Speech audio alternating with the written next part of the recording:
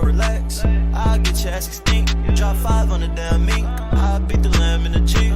My bitch is too unique. Sipping codeine, have me breathe. Watch the walk drop like a leaf. Spin a bag, throw away receipts. Spin a bag, throw away receipts. Big Drake, nigga, turn to the sea. Testing your little nigga, end of the seas. I took a bad hoe straight to the beat. In the track called G, don't need no key. He went up first at the order free. He let nigga bro tryna argue with me. And the crazy thing is, got his toe on my seat. Brenda pulled up in a big body road truck. Got some joint, nigga finna go up. He sippin' fake ass, he finna throw up. Nigga, your hoe keep on my phone up. Big hair rap, nigga, Perry persona. Ain't about rest, nigga, I'm at the phone up. Bitch sippin' joint, nigga, but for Corona. Ain't covered this hoe, she just for the moment.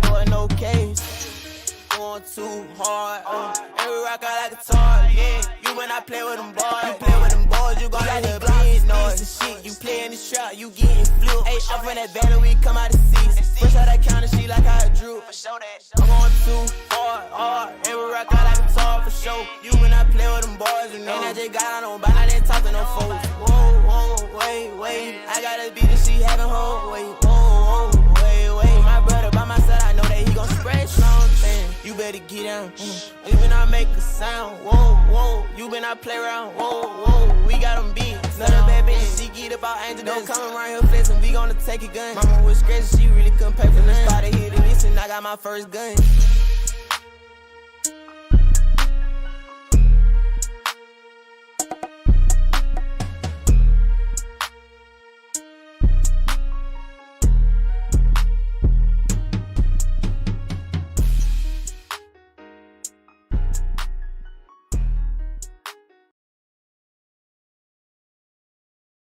Tactical nuke incoming!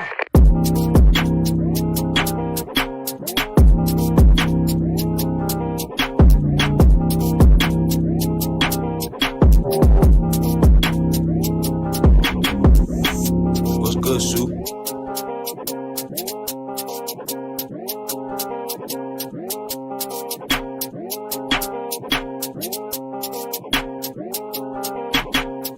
Yo, nigga, I fuck with your jacket. Give me that shit, nigga, I'm gonna tackle. Reggie, that shit got me lagging. If you want to, nigga, I'm gonna pack him. How you get all them niggas to jump me? Damn, some bitches, my nigga, you lucky. There was nobody there, you won't touch me. Press like a bitch, you ain't even gonna touch him. And I'm smoking on Charlie. John so donkey, a bitch, you got put in the molly. And before I keep me a shotty, I cannot wait till I catch me a body. And I'm running up, don't trip. Me and DJ Lee, that nigga, my twin like LD. Use a bitch, ain't no push, we put a little boy in the nose. Gra, boom, nigga.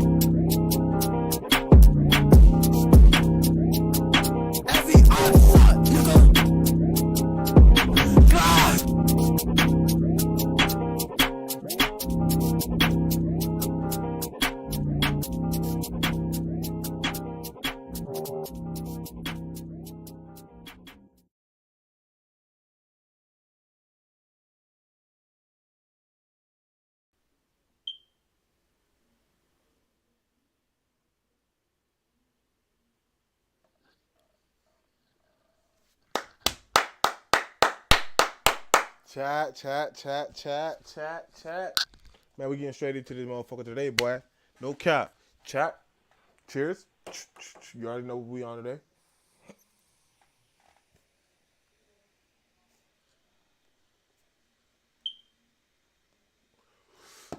Today I got some reactions, chat. We gonna react to some shit today, my boys. We react to some shit today. You know what I'm saying? I got some videos. That I was finna watch these bitches by myself, but then I was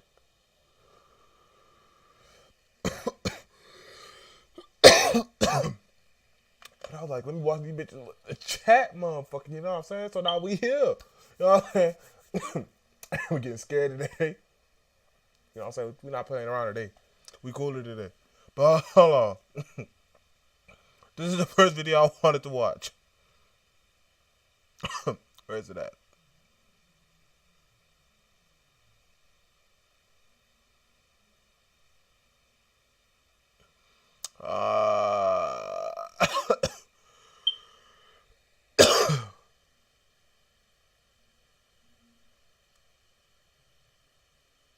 Yes, sir. This is it right here. This is the first video.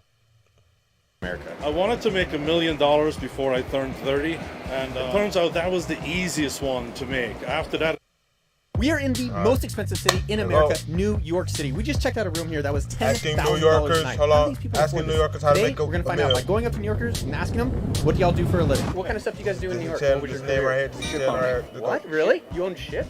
Yes, mostly tankers. And you bought and sold tankers? Yes. Is that very lucrative of a career? There are good years and very challenging years. This is the only city in the world we could have started that business. Very impressive. It's special. What kind of company did you start? it's called Haifa Limestone, so I import limestone from Europe and the Middle East. We do high-end homes. How much does What the limestone fuck? cost? It used to cost me Limestone. $5,000 a container to ship it before the pandemic. Now it's $20,000. Damn! When did you feel like you made it? Damn! Goddamn, nigga! That shit damn quadrupled in price. Goddamn! Stone from Europe and the Middle East. We do high-end homes. How much does limestone cost? It used to cost me $5,000 a container to ship it before the pandemic. Now it's $20,000. When did you feel like you made it in America? I wanted to make $1 million before I turned 30, and it turns out that was the easiest one to make. After that, it got harder. It's been a really fun W-flex, ride. W-flex. But, you know, success is different for everybody. It's like, what's success? Is it $1 million? Is it 50 million? Is it 500 million? You know, it's not a number. It's more what makes you happy. What does finance do? I take people's money and try to give them more money back, essentially.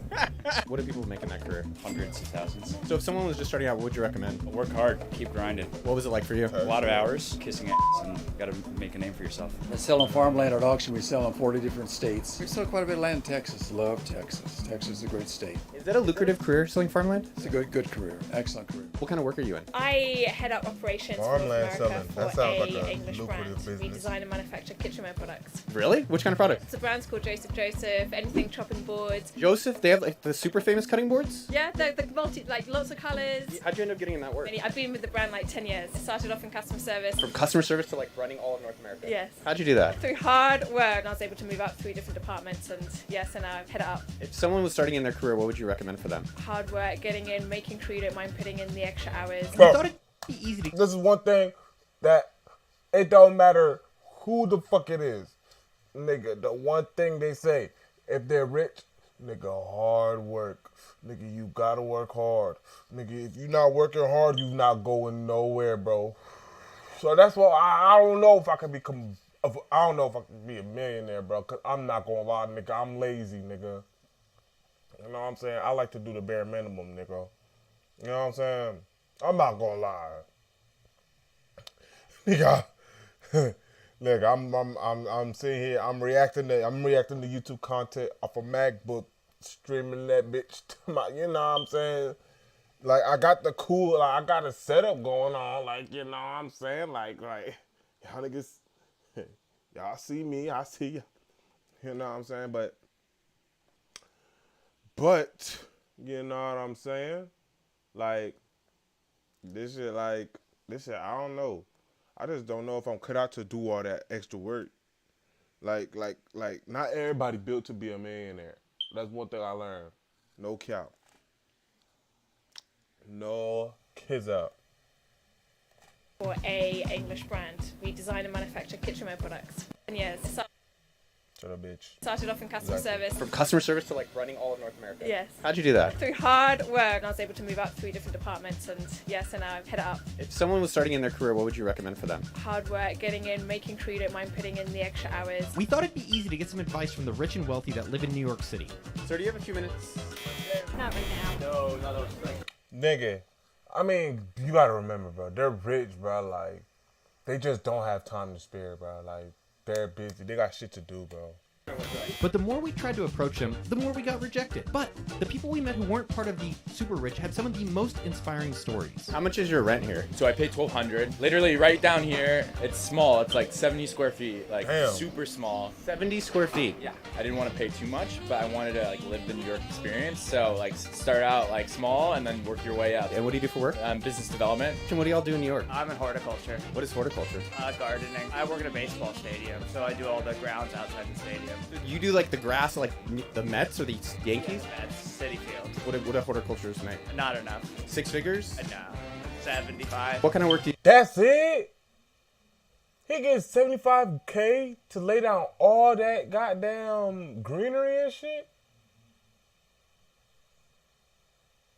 That's off. What do you do in New York? I do recruitment. What kind of people are you recruiting? So I do more in the fashion business. So, What does someone like that make as a recruiter? What's like the range of salary? well, you have a base and then you get commission. What was your first New York salary? Do you remember? The first paycheck? 34K. All right, so we're taking a quick break from shooting, and I want to thank Ramp.com for helping make this video happen. A few weeks ago, we were shooting a video in Miami, and it was a mess. No budget, no receipts, personal expenses, and we're still trying to figure it all out. So I wanted to try out Ramp.com in this New York video, and I am so impressed. Here are my top 3 reasons why I am loving it. Number 1, and using cheap. You know what I'm saying? I know you gotta get your money, my boy, but like upwards of like below in description. So what do you do in New York? So I do tech sales for a company called Okta. I'm a product manager. Okta? Whoa! A property tech company as well. What are the ranges of salary? Okta? Nigga, what the fuck? You know what's fucking crazy? My fucking school uses fucking Okta. Wait, let me make sure Okta's the fucking right shit I was talking about. Nigga, I swear to God, literally. Literally, this is it right here. Literally, Okta. I swear to God, literally, that shit's literally for like, so like it's literally like a verification thing. Like that shit's fucking fucking small fucking world, bro. Salaries at these kind of tech companies? Upwards of like $300-400 in a year. And then I know some people make around like 120. Dude, it's all over the place. Like depending on the job, like as a product manager, you'd say the low end is probably around 100. You guys at Google are probably making like 400 all in. I'm a designer. I now work at Google. Like generally, how much do you make range? When I first moved, I think I made like 80 grand a year or something like that. And she was in school and making no money. What would be your advice for someone that's new coming to New York? Come with friends. Be willing to live in like totally shit situations and take whatever job that you can. Take risks, try new things, push yourself. You know, I think playing it safe in New York doesn't get you very far. Are you in tech or what do you do for? I was trying to guess. I was like designer, architect. No, I work in finance. Oh, do you? Finance. Do you wear this to work? I've worn this to work, but I usually wear black pants. What kind of stuff do you do in finance? Asset management. Like, what are the ranges of salaries that someone could be? Starting out, I think the average wage is like 95K. What do you do for work? Finance for Department of Education. Like the government? So like I help pay for you a little bit. Basically, this is all your taxpayer dollars. What does the Department of Education do with finance? So I'm paying you to wear that, nigga. Nigga, I'm paying you to wear that. Nigga, you could at least, you know what I'm saying? You could at least do your hair if I'm gonna pay you to wear that bullshit. You know what I'm saying? Like, what the fuck? Come on now. The special ed finance. Budgets in finance when it relates to special needs kids. How much money is that in the budget that you guys manage? I manage about $6 billion. That is wild. Is that wild to you? How much would you be making if you're in private, you think? I want to say like 180, 200. What kind of stuff do you do in New York? What do you do for work? I'm a lawyer. I don't know if I want to be sued by you or have you as like my defense. What kind of law? None of the above, yeah. I'm a corporate lawyer. What's the range of what a lawyer Is that a race joke? That's a race joke?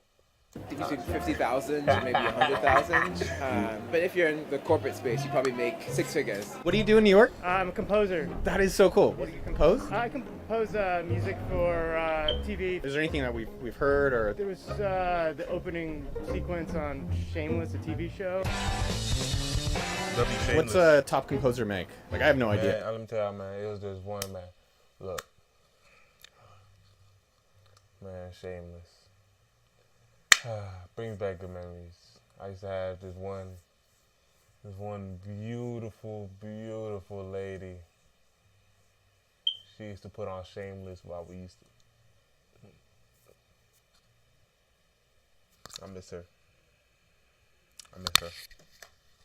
Because Hans Zimmer, he makes quadrillions, but then it goes down to pennies per stream on like Spotify or whatever, like 0.0008 cents. What do you do in New York? I'm a consultant for a healthcare company. I work with getting legalized medical marijuana.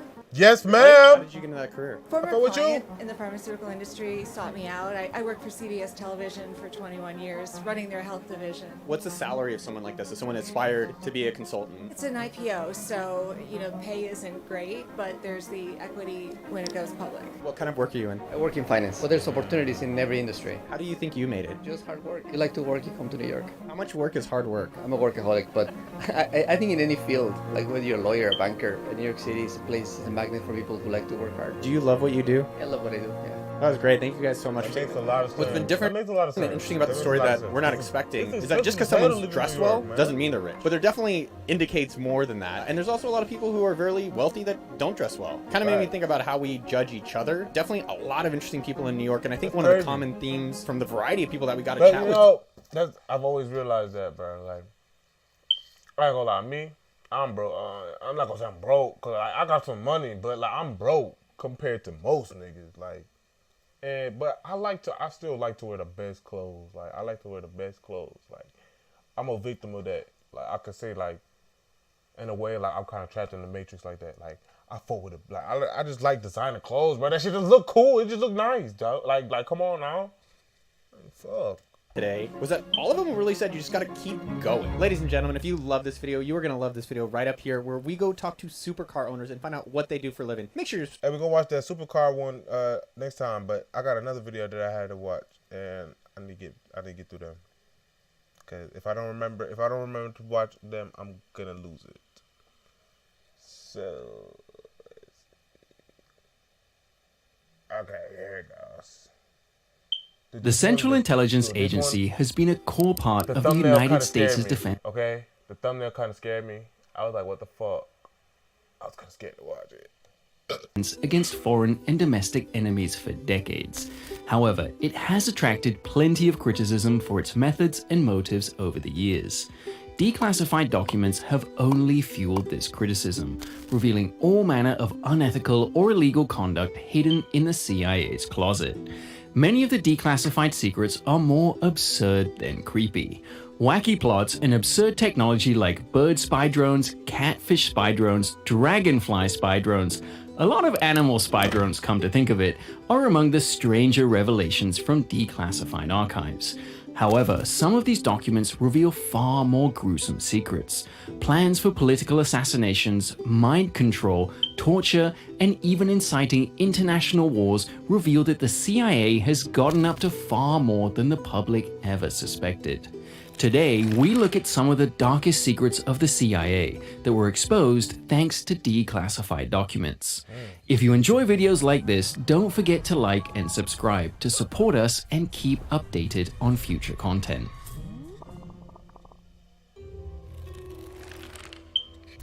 The CIA has a long-standing reputation for being involved in assassination and targeted killings of its enemies. Often, the political consequences of these killings are controversial enough, but they also show the creativity with which the CIA searched for gruesome ways to kill people.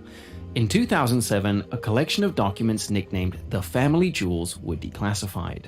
Originally compiled in the 1970s, these documents detailed the CIA's involvement in numerous assassination plots throughout the Cold War.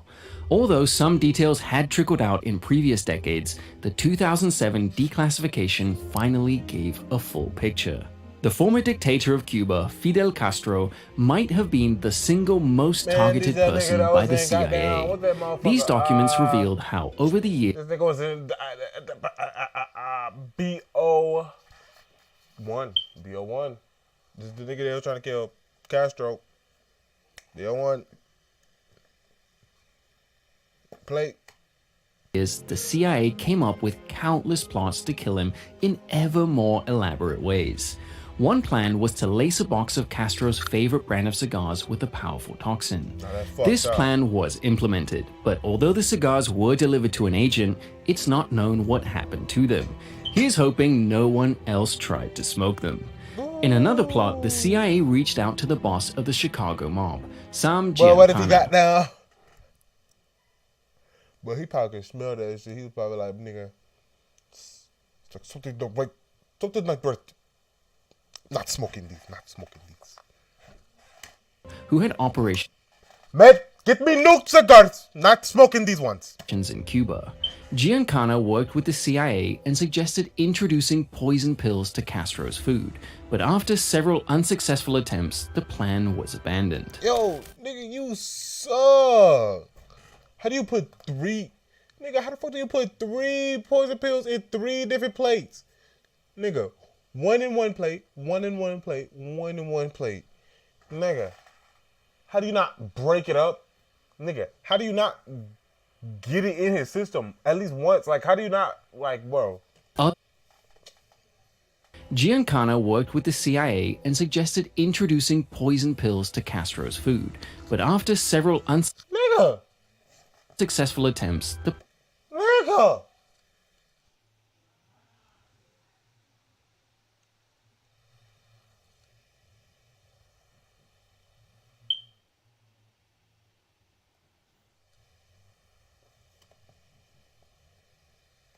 plan was abandoned. Other bizarre plans to kill him with a hypodermic needle hidden in a pen were scuttled due to JFK's assassination in 1963, and another plan to hide a bomb in a seashell was dismissed as impractical. Another target of CIA assassins was the first Prime Minister of the Democratic Republic of the Congo, Patrice Lumumba. Lumumba was suspected of having pro-communist views, suspicions which were intensified when he sought Soviet aid to deal with rebels in 1960.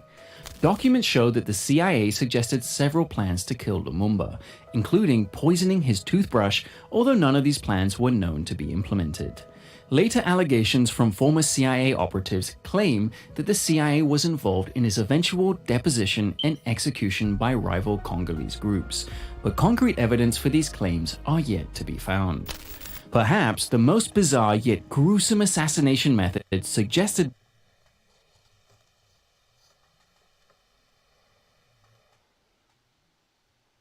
Bro, I don't think y'all understand what the fuck he just said. He said they tried to first.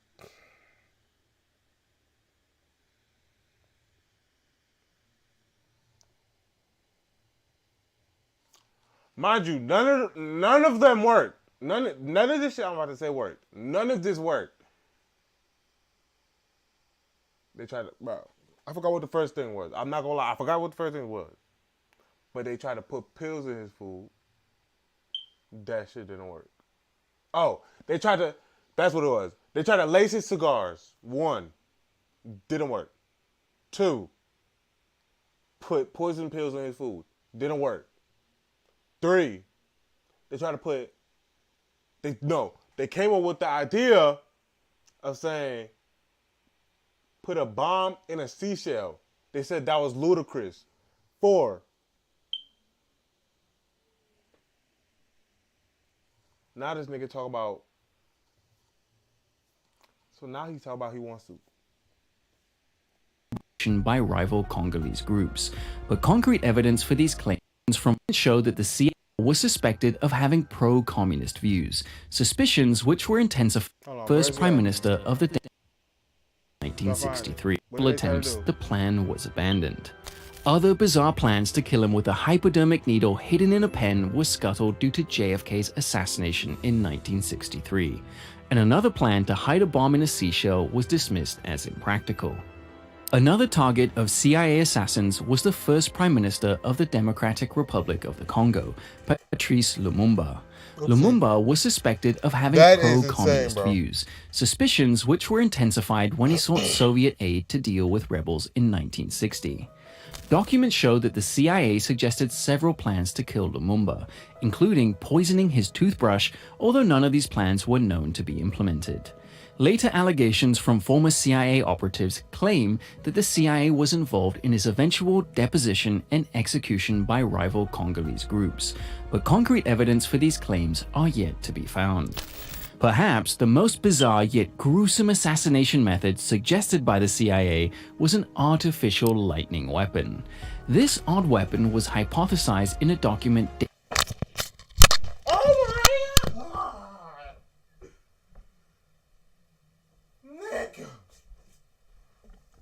Nigga, and you're telling me they can't control the weather? Did you see that? Did you just see that? Hold on. most bizarre yet gruesome assassination method suggested by the CIA was an artificial light.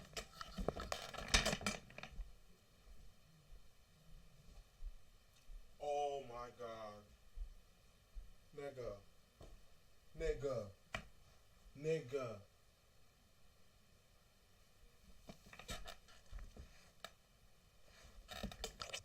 Let's keep going. Hello, y'all. Hold on, sir. Quick break.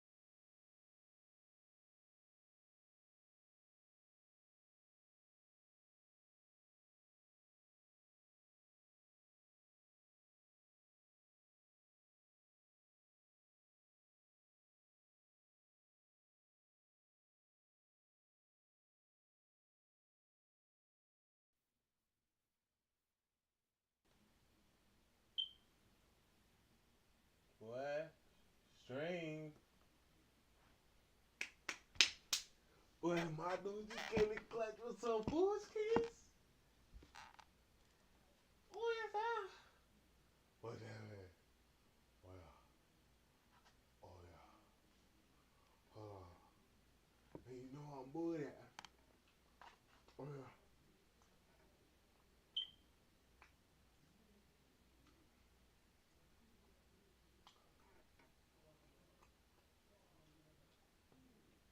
Well, that's him.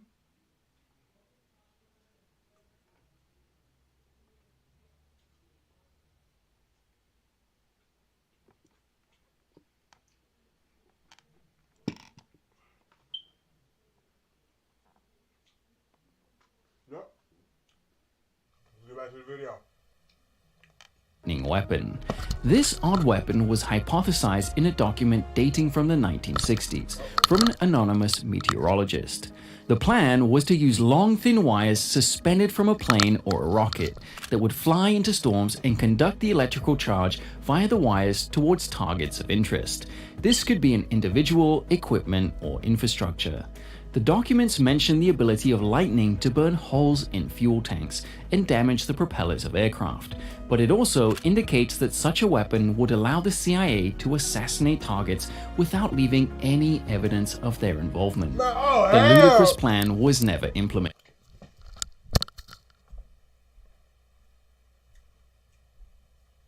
Never implement. Hold on. Never implemented. Also indicates that such a weapon would allow the CIA to assassinate targets without leaving any evidence of their involvement. The ludicrous plan was never implemented.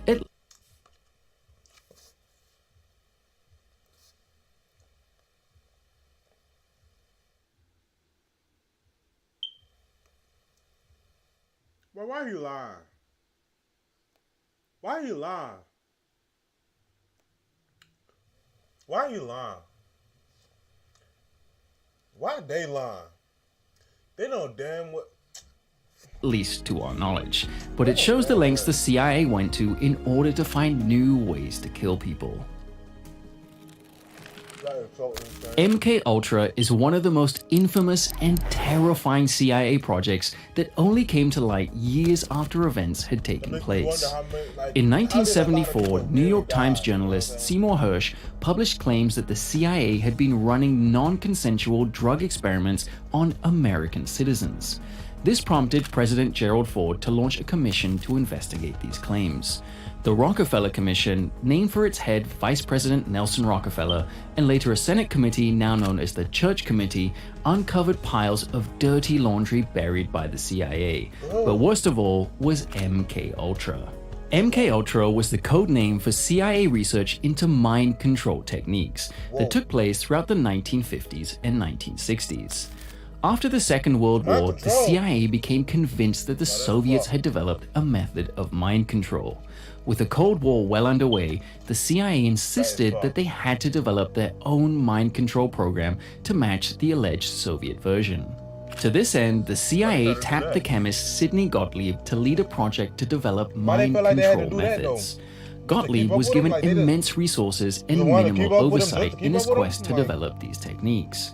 One of the most abominable resources that Gottlieb had access to were former Nazi and Japanese scientists, as part of the United States' wider Operation Paperclip, which aimed to grab former Axis scientists to aid America in the Cold War arms race. Nazis who had participated in the concentration camps, especially Dachau, where mind control experiments had been attempted on Holocaust victims, became part of the project. MK Ultra's goals and staff were grim enough, but their methods were the most gruesome part. Gottlieb broke the mind control process into two parts. The first was to break the subject's existing mental state, and the second was to implement a new mental state to serve the project's ends. MK Ultra never made much progress on the second, but they found all sorts of cruel ways to implement the first. Drugs, physical violence, and electroshock torture all played a part as Gottlieb and his team attempted to break and remake the human mind. LSD, methamphetamine, heroin, and MDMA were particular substances of interest to MK Ultra. the project began secretly undertaking experiments at universities, prisons, hospitals, and other institutions across the United States and the world. Subjects were given these drugs, often against their consent or full knowledge, to measure the effects. These experiments were deeply unethical, and subjects could be left physically or mentally damaged by the experience. Gottlieb experimented on American prisoners or even captured Soviet agents. They also trapped members of the public, such as through Operation Midnight Climax, where the CIA used prostitutes to lure men so that they could be forcibly drugged to measure the effects of the substances. Many of those subjected to these experiments would suffer life-changing consequences. Nigga, they used women to Cardi B men? That's fucked up. That's fucked up. James Whitey Bulger, an infamous Boston mob boss, revealed that he had been subject to LSD experiments against his consent from the CIA during the Cold War. Bulger described how he knew he was being experimented upon but could not do anything to stop it. Bulger would go on to a life of crime in Boston's mob, for which he would eventually be arrested, charged, and imprisoned. However, upon learning of the MKUltra experiments, some experts and even jurors argued that these experiments might explain Bulger's later life of crime. Another victim of the MKUltra experiments was one Theodore Kaczynski, then a promising Harvard math student, but who would later become known as the Unabomber, killing and injuring dozens of people in a slew of bombing campaigns in the 70s, 80s, and 90s. Many believe that the MKUltra experiments played a role in Kaczynski's descent into violent extremism. One CIA scientist named Frank Olson was secretly dosed with LSD by Gottlieb personally at a party in 1953. Several days later, he committed suicide by throwing himself from a window at his New York hotel room.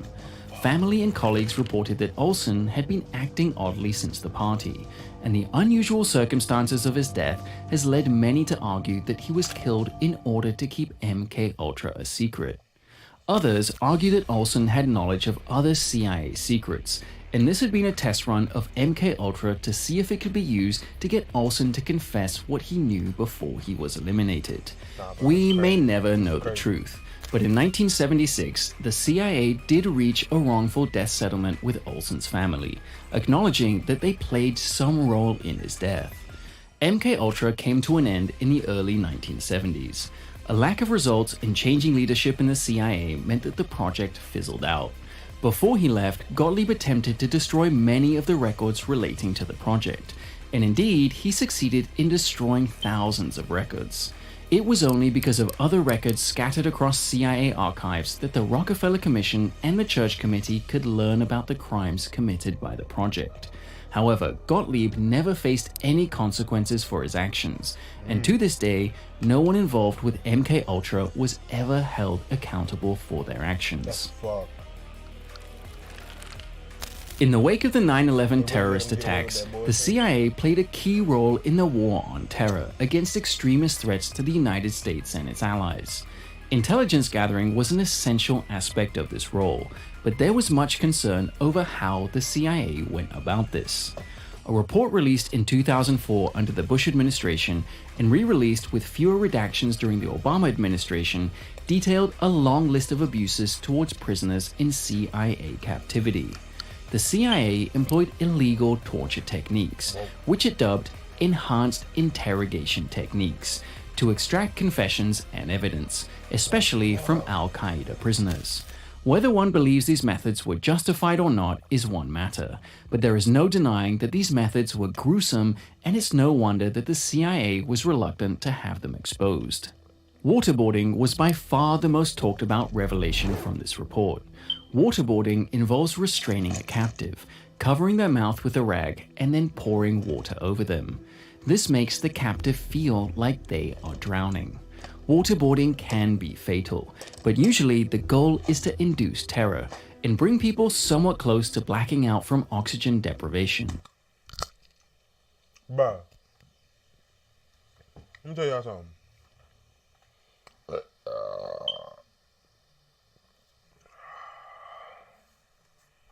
before interrogating them further. Waterboarding is widely considered to be a form of torture and therefore illegal. The CIA was known to have used the technique on a number of prisoners, which became an issue of national and global controversy. Many condemned the practice as barbaric, while others claimed that it was justified given the nature of the prisoners. In the wake of 9/11 and wars in the Middle East, that argument resonated with many.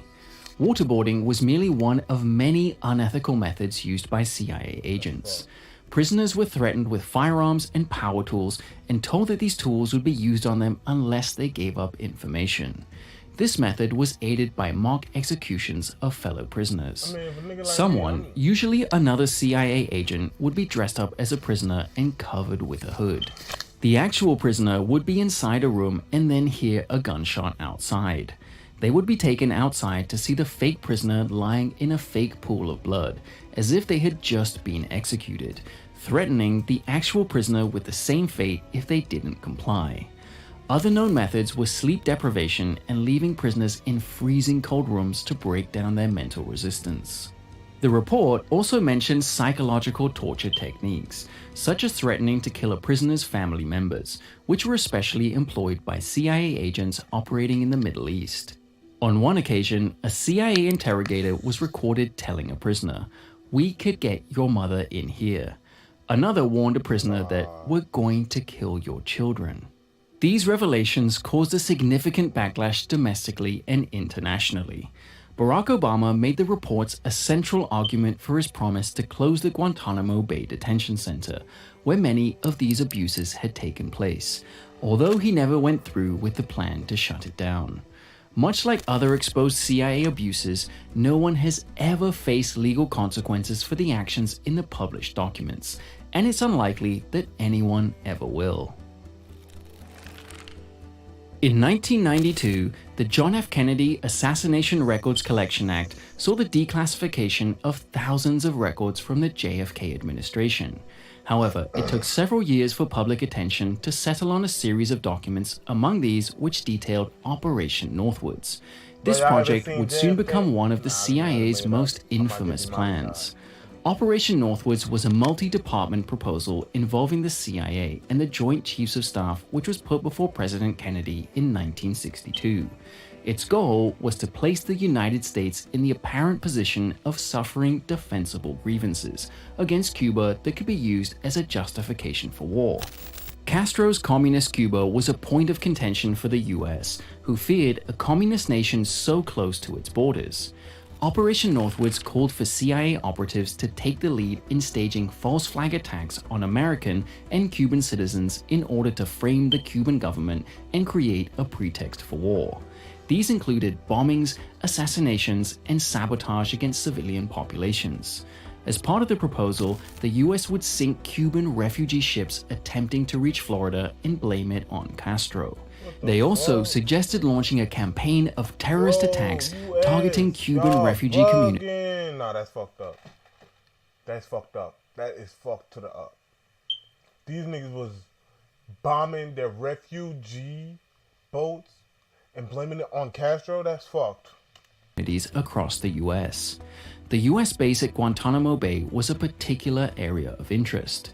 The Northwoods documents contain elaborate plans to stage a false flag attack on the base, with fake rioters and saboteurs to sell the deception. The crowning moment of this false campaign would be the destruction of a US ship in or near the harbor. The paper cites the destruction of the USS Maine, which drew the US into the Spanish-American War in 1889 as a precedent. Alternatively, an unmanned ship could be blown up near Cuban waters. The plan proposed staging a fake evacuation of a non-existent crew with US fighters, and publishing fake casualty lists in newspapers to generate public outrage. The documents also contained a number of suggestions for staging the destruction of aircraft, to be blamed on Cuba. One plan was for the CIA to register a civilian aircraft and fill it with agents pretending to be a group of college students off on a holiday or any groupings of persons with a common interest to support chartering a non-scheduled flight. This plane would take off. Wait, what? Bro, I just totally, bro. Tending to be. I'm not gonna lie, that just went in through one ear and out the other. Nigga, what? Suggestions for staging the destruction of aircraft to be blamed on Cuba. One plan was for the CIA to register a civilian aircraft and fill it with agents pretending to be a group of college students off on a holiday or any groupings of persons with a common interest to support chartering a non-scheduled flight. This plane would take off from somewhere in the US, but then divert to Florida. There it would be replaced by a remotely flown plane that would fly near Cuban airspace, issue a Mayday signal, and then be remotely destroyed. The plan was for non-American sources to hear the Mayday signal first, so that it could look like the US was just as surprised as anyone else, rather than the US announcing the destruction itself and inviting suspicion. Alternatively, the Northwoods plan suggested downing a military aircraft. The pilot would then be told to fake a distress signal before landing at a secret base, where his identity and plane identification numbers could be changed. A submarine would then deposit plane wreckage in the area. An investigation would be launched for the supposedly missing plane, only to find plane parts floating in the area. The Joint Chiefs of Staff for the JFK administration all approved this plan. It was JFK himself who vetoed it. JFK even replaced the chairman of the Chiefs of Staff after the plan was proposed, suggesting he was deeply unhappy with the idea. Top military and intelligence officials took this as a sign that JFK was going soft on Cuba, and a rift opened up between an increasingly conciliatory JFK and the hardline hawkish military leadership. Of course, this was cut short with JFK's assassination in November 1963. Whether Kennedy's rift with military and intelligence officials had anything to do with that fateful day remains an open question. The CIA continues to operate, and who knows what secret might be revealed in the coming years. We can only hope that they have learned from their mistakes and that the current members are as disturbed by these revelations as we are. We hope that you have enjoyed this video. Remember to like and subscribe for more content like this, and we'll see you in the next video. What's next?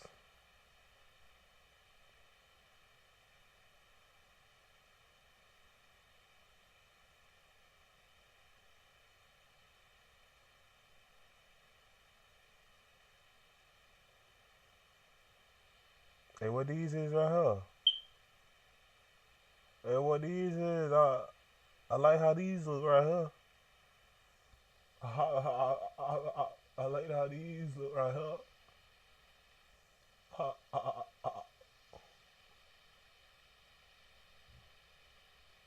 On October 1st, 2013, federal agents entered a public library in San Francisco. They arrested 29-year-old Ross Ulbricht. Ulbricht ran the largest, most sophisticated online market for illegal drugs in history. He named it Silk Road, a reference to the ancient trade routes that connected China to Europe, beginning in the 2nd century BC.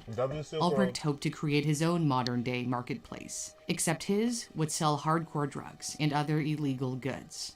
Over the 2 years and 10 months that Silk Road operated, federal prosecutors say it processed nearly $214 million in sales using Bitcoin. The site operated on a hidden part of the internet called the dark web. Prosecutors say a journal the FBI found on Ulbricht's computer stated he wanted to create a website where people could buy anything anonymously, with no trail whatsoever that could lead back to them. Unfortunately for Ulbricht, he did leave a trail of digital breadcrumbs that ultimately took him down and his empire with it. Ulbricht was born on March 17, 1984, in Austin, Texas. He was a Boy Scout, attaining the highest rank of Eagle Scout, just like his dad had done. He had a happy childhood, growing up an easygoing hipster but serious student who scored 1,460 on his SATs, within the 96th percentile, and got a full ride to the University of Texas at Austin, where he studied physics. He then won another full scholarship for a master's at Penn State in material science and engineering. It was at Penn that he evolved into a hardcore libertarian, a political philosophy that advocates individualism and minimal state involvement in people's lives. He was a fan and follower of libertarian economist Ludwig von Mises, who opposed government interference in the economy. When then presidential candidate Mitt Romney asked, "What is America's greatest challenge?" Ulbricht responded like this on his YouTube channel. But I think the most important thing is getting us out of the United Nations. Ulbricht wanted to create a world free from institutional or government control. That mindset led him to create Silk Road in January 2011. You couldn't type in a normal web address to get to Silk Road or use a normal web browser. You needed software called Tor that works as a web browser. Tor was developed by the US Navy as a way of communicating privately over the internet. It conceals the real IP address of computers on the network. The Navy be using that shit? I didn't know the Navy be using that shit.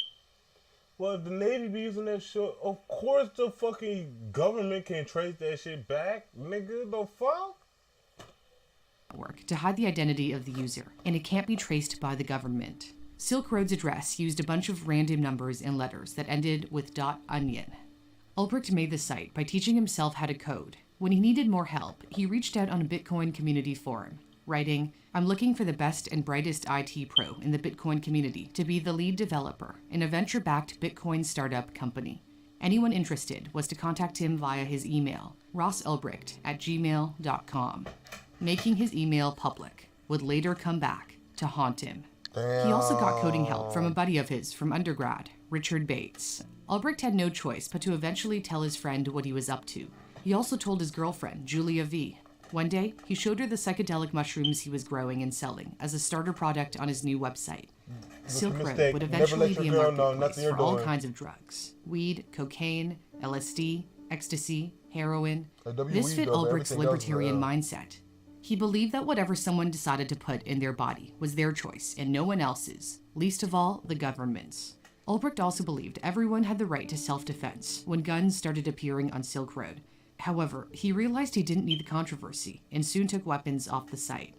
After getting his business up and running, he turned his attention to attracting customers. He decided to write a post on a magic mushrooms forum called the Shroomery, pretending to be someone who happened to come across Silk Road.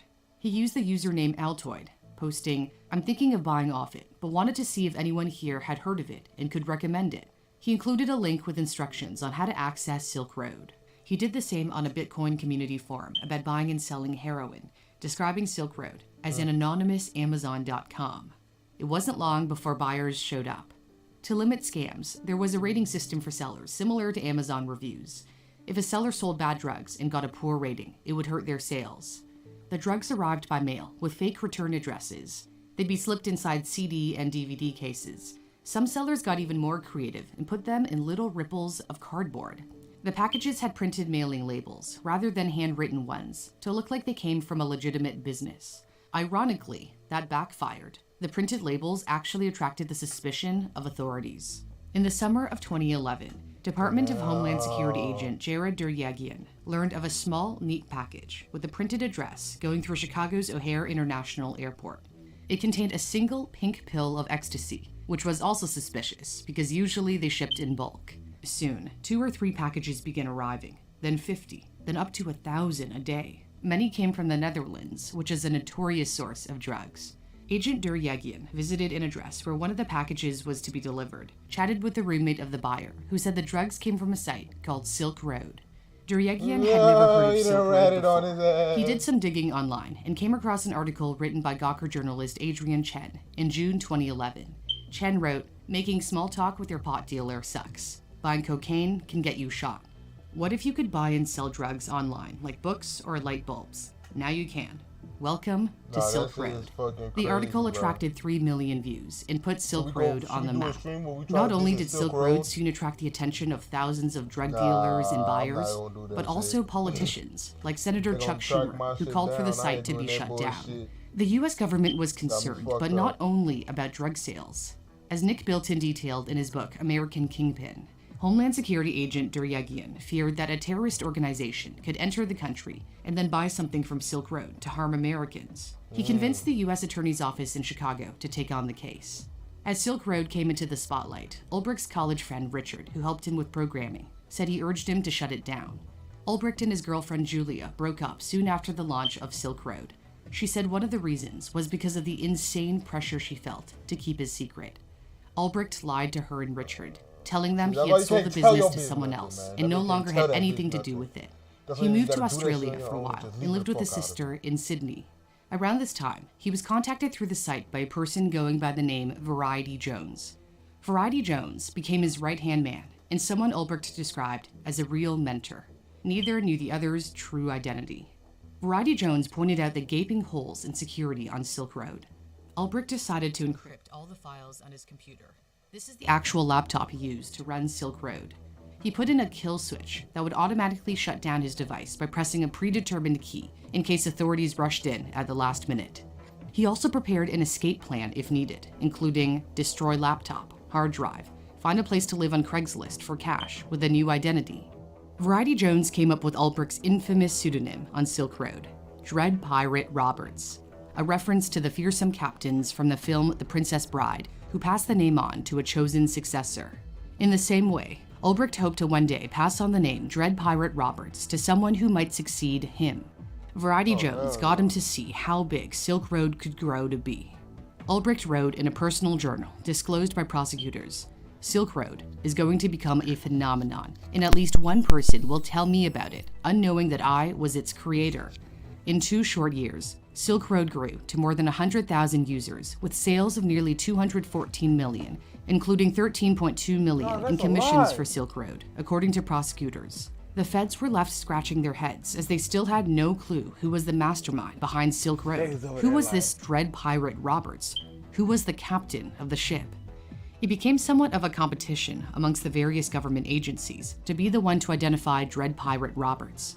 To better understand how Silk Road operated, Department of Homeland Security agents... I'm not gonna, you know what I'm saying? I'm not gonna say too much, but them niggas never be trying to, they never work with each other. They always be trying to fight to see who can get it.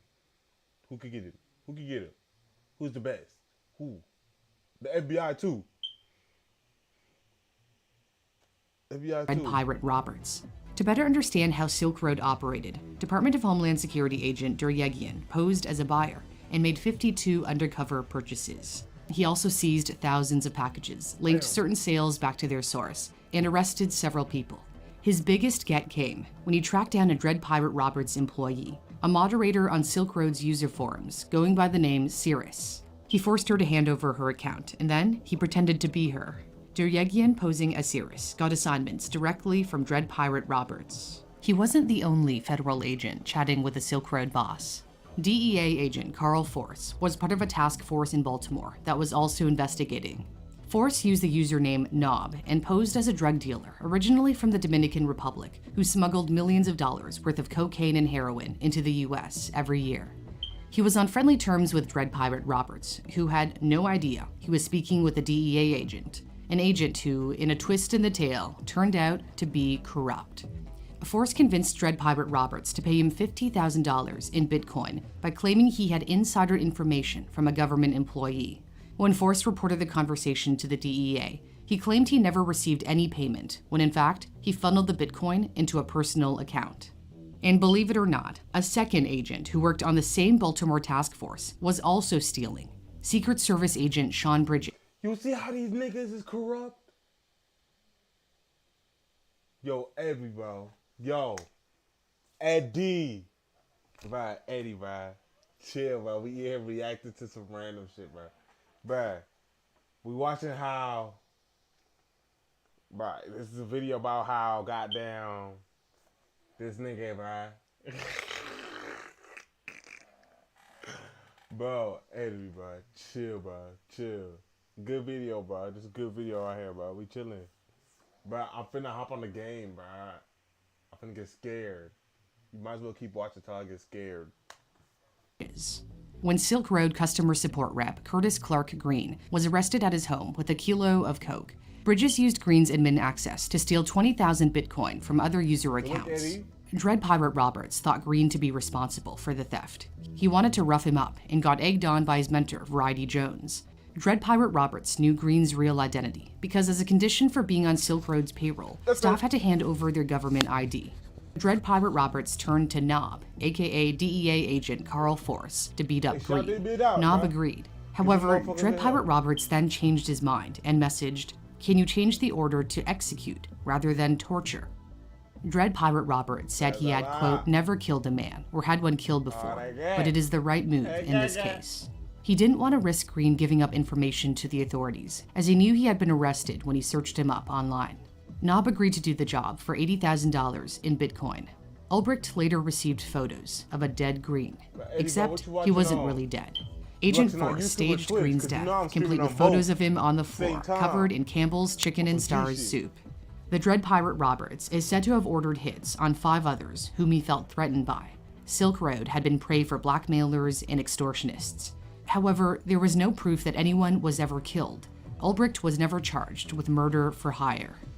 The government agencies were still nowhere closer to figuring out who was Dread Pirate Roberts. The DEA enlisted the help of the FBI cybercrime team in New York, as it had more technological know-how, including experience with the dark web. FBI agent Chris Tarbell knew that in order to catch Dread Pirate Roberts, they had to wait for them to make a mistake. And according to the FBI, the Dread Pirate Roberts did finally slip up about a year after the agency started investigating. In May 2013, investigators noticed coding errors, vulnerabilities on the Silk Road website that leaked IP addresses. As a result, they discovered the Silk Road servers were housed in a data center in Iceland. By the way, Ulbricht's defense team doesn't buy this explanation. They believe the NSA spied illegally and tipped off the FBI to the server's location. Agent Tarbell flew to Reykjavik, where Icelandic authorities gave him a drive with information from the servers. The FBI accessed a treasure trove of data. They could see the number of transactions processed, who logged in and out, and crucially, Tarbell and his team had identified that the master computer Silk Road servers talked to, the one Dread Pirate Roberts used to log into Silk Road, was named Frosty. And Dread Pirate Roberts was logging in with an encryption key that ended with Frosty at Frosty. They could also tell Dread Pirate Roberts recently used internet from a San Francisco cafe to log into a Silk Road server via a VPN. By the spring of 2012, Ulbricht had returned home from Australia and eventually moved to San Francisco to live with a childhood friend. So now, the FBI had the name of the computer and could focus their search on San Francisco. But still, no idea of Dread Pirate Roberts' real identity. That piece of the puzzle would be filled in by Gary Alford, who worked for the IRS, the Internal Revenue Service. As a tax investigator, he was assigned to follow the money, but instead discovered the identity of Dread Pirate Roberts. Alford figured that whoever started Silk Road would have had to drum up interest in it long before that Gawker article came out. So he decided to do Google searches for Silk Road prior to June 2011. That's when he stumbled on Ulbricht's online posts, where he pretended to be investigator. He was assigned to follow the money, but instead discovered the identity of Dread Pirate Roberts. Yo, this nigga is high, bro. He's gone. Alford figured that whoever started Silk Road would have had to drum up interest in it long before that Gawker article came out. So he decided to do Google searches for Silk Road prior to June 2011. That's when he stumbled on Ulbricht's online posts, where he pretended to be someone who happened to come across Silk Road. Alford noted the username for the posts, Altoid. He also noticed another post where Altoid asked for IT help on the Bitcoin forum that also included his personal email, rossulbricht@gmail.com. Someone with the username Altoid also posted on Stack Overflow with a question related to Tor. Soon after, that user changed the alias from Altoid to Frosty. Alford didn't know the significance of the name Frosty at the time, but what he did have was a real name to track down. He Googled Ross Ulbricht and came across the LinkedIn profile of a young man with rather cryptic life goals. Quote, "The most widespread and systemic use of force is amongst institutions and governments, so this is my current point of effort." Alfred asked himself, could Ross Ulbricht be the brains behind Silk Road? Then came another piece of the puzzle. In July 2013, U.S. Customs and Border Protection officers intercepted 9 fake IDs coming into the U.S. from Canada. Homeland Security agents decided to pay a visit to the intended recipient. They showed up at 2260 15th Avenue in San Francisco, the address where Ulbricht had been staying. He had moved out of the place he shared with his friend and into a sublet he found on Craigslist, where he paid his rent in cash. He took every precaution, including adopting a fake identity. His roommates knew him as Joshua Terry, though he kept much of his backstory the same.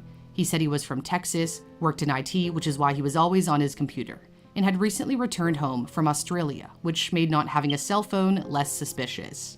Joshua kept to himself and ate steak dinners for one.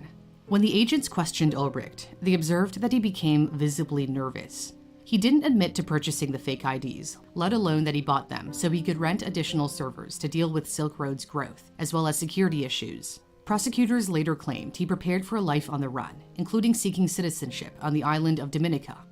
Ulbricht volunteered to the agents who showed up at his door that, hypothetically, anyone could purchase anything they wanted on a site called Silk Road.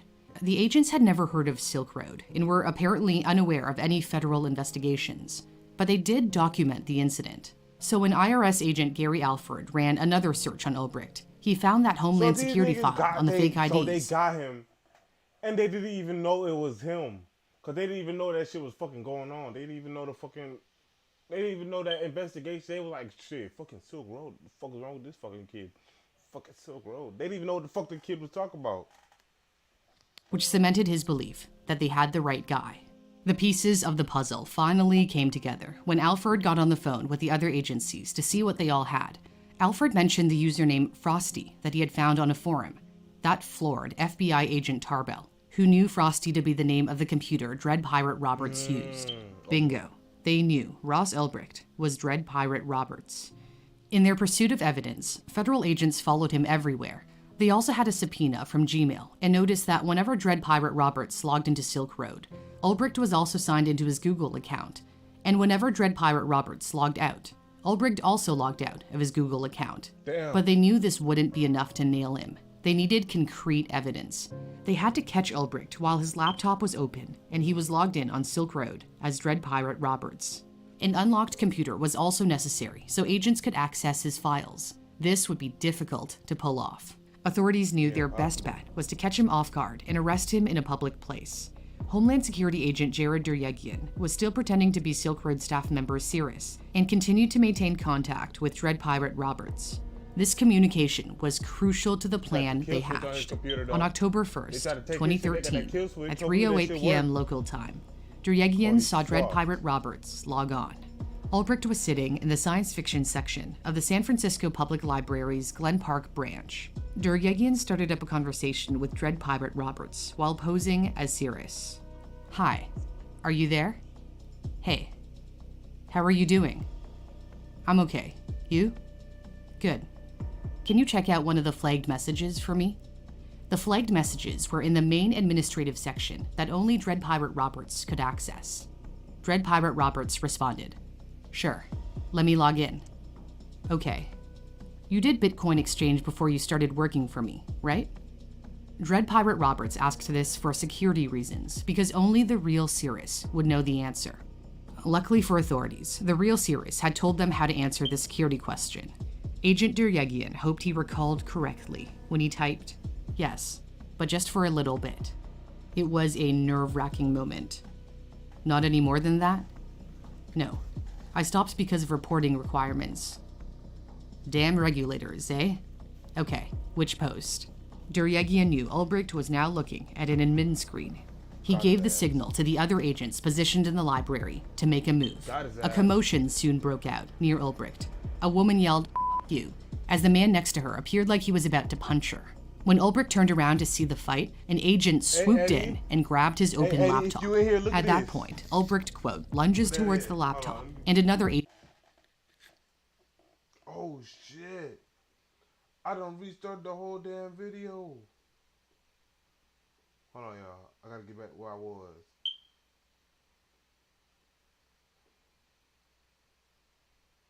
I got back right where we was. But look. Look at this, Eddie.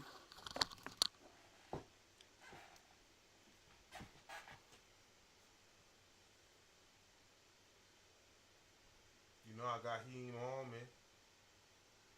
You know I got that bit on me. You know I got that bit on me. You know I got that bit on me.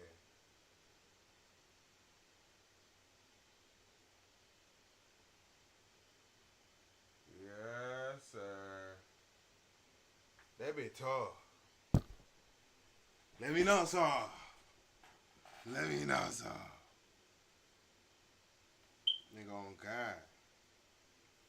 Normally.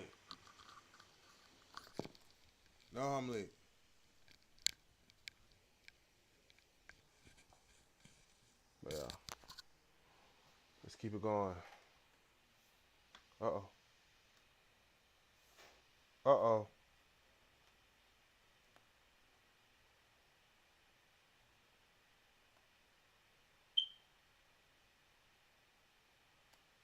and grabbed his open laptop. At that point, Ulbricht, quote, lunges towards the laptop, and another agent walks behind him, bear hugs him. Damn. Ulbricht was arrested and taken away. Damn. The man and woman who were arguing were in fact undercover agents who created a distraction. Ulbricht's family and friends were shocked. How could the kind, fun, loving man they knew be the same person who ran a global drug bazaar? They couldn't believe it. Ulbricht was indicted on 7 charges, including distributing narcotics by means of the internet and engaging in a continuing criminal enterprise. He pleaded not guilty to all charges. The trial began on January 13, 2015, and lasted 3 weeks. Many of Ulbricht's supporters showed up, believing a guilty verdict would be a miscarriage of justice. Ulbricht's defense attorney argued he wasn't Dread Pirate Roberts, that he had given away the handle in Silk Road to someone else, but the jury didn't buy it. On February 5, 2015, a federal jury found Ross Ulbricht guilty on all 7 counts. Before sentencing, Ulbricht wrote a letter to the judge, begging for a more lenient sentence. I've had my youth, and I know you must take away my middle years, but please leave me my old age.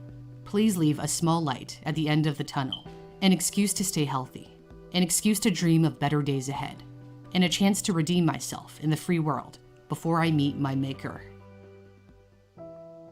On May 29, 2015, U.S. District Judge Catherine B. Forrest delivered her sentence.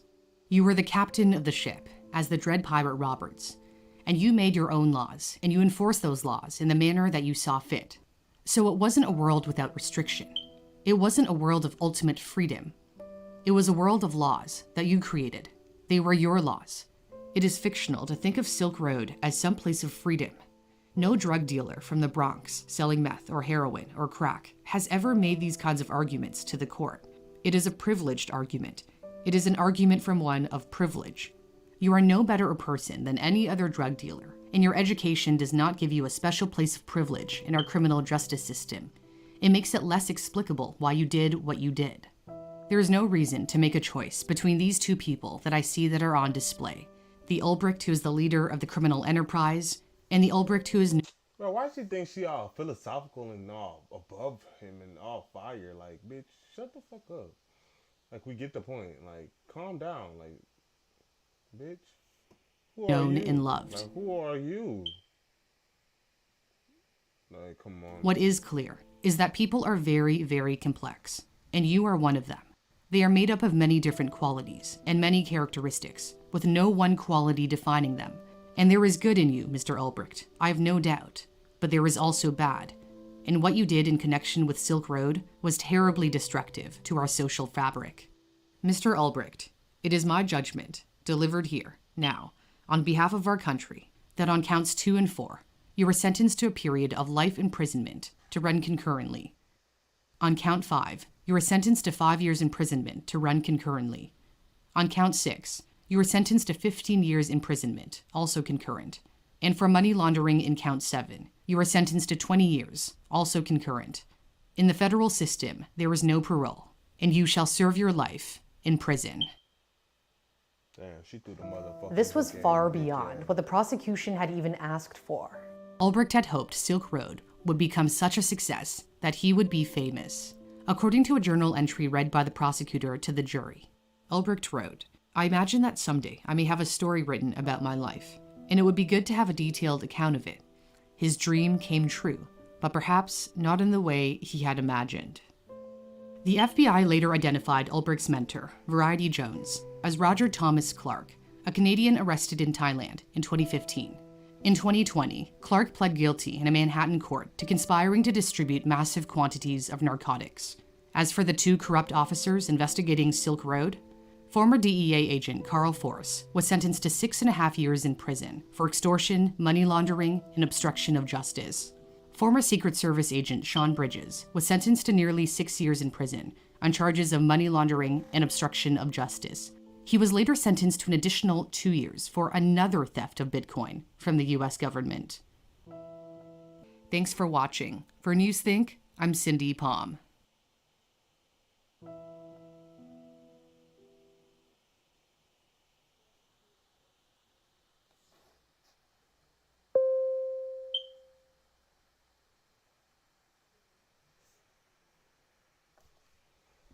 On that note, scary game time, bro.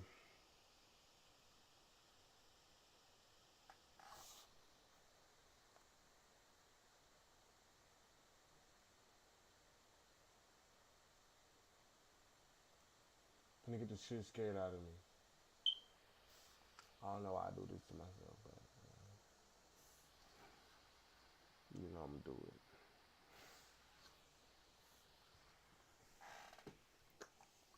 Chat, how y'all doing, man? Talk to me. Talk to me. Talk to me. Talk to me.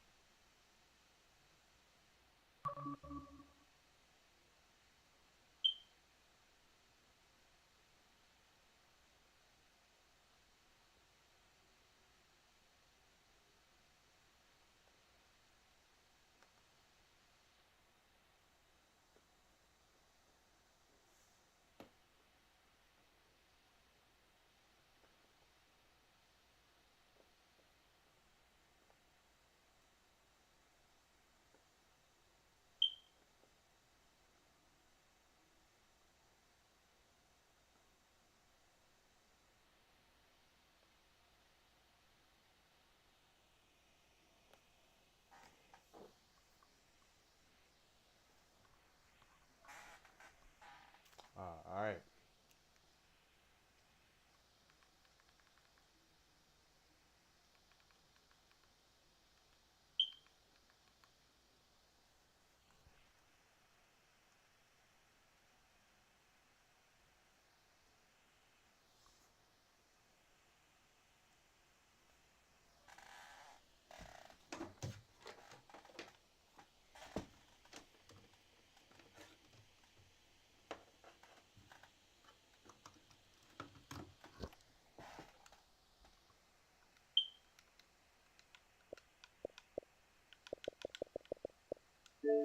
I'm scared. I'm scared. Scared. Should I turn this light off?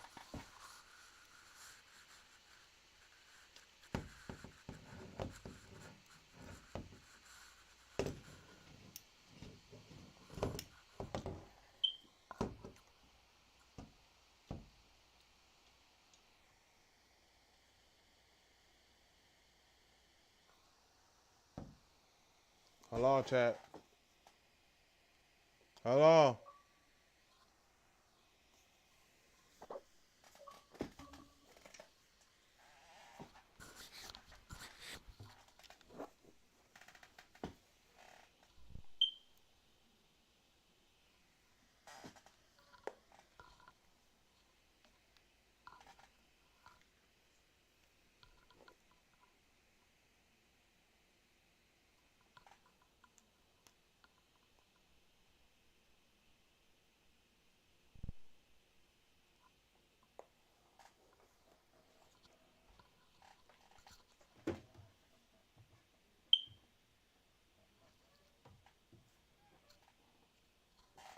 Where am I gonna put this at? Put it right here? Bet. Alright, y'all.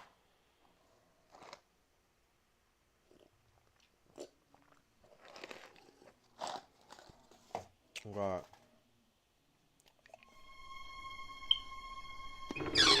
Hold on, turn this down, turn that down, turn that down. Okay.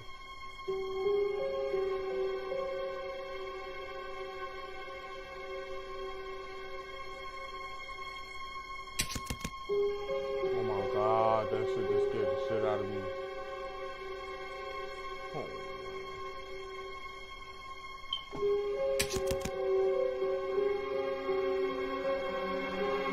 Are you sure?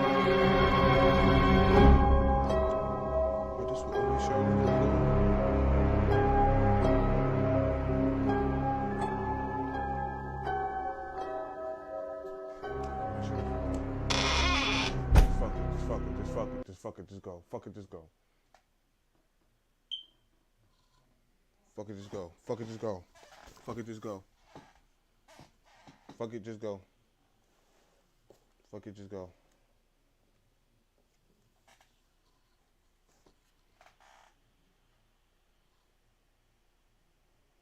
Fuck it. Just go.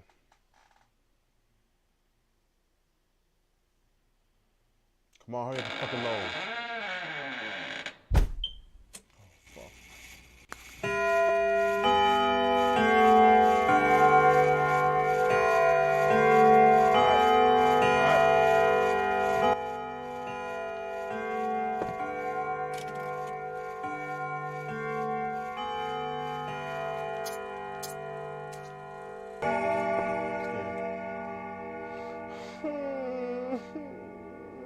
I'm scared.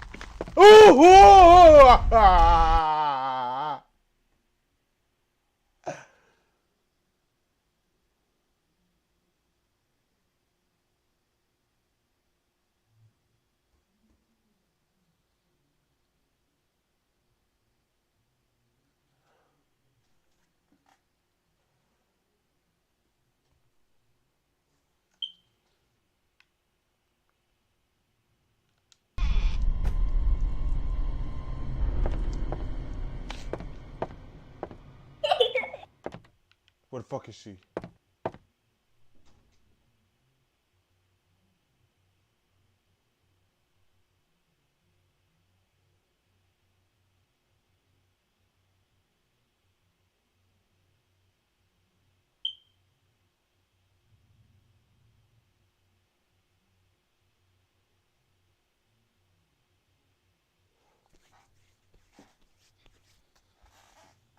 Know what I'm saying? Boy,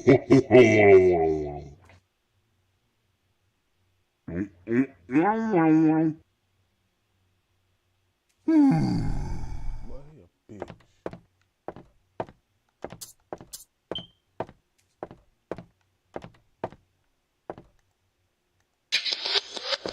No one will help us. No one can help us.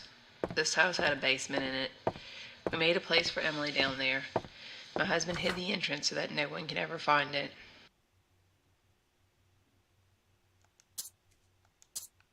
Oh man.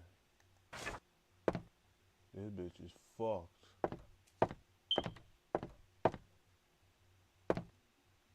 I wanna go down there, not gonna lie.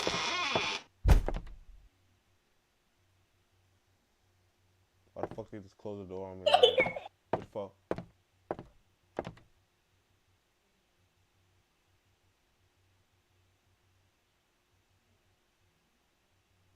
Man, she knows she a bitch. Fuck you. Fuck you.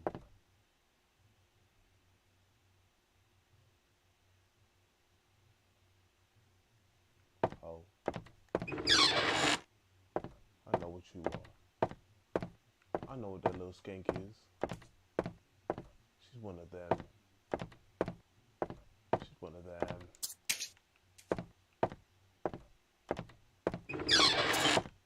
Fucking hand.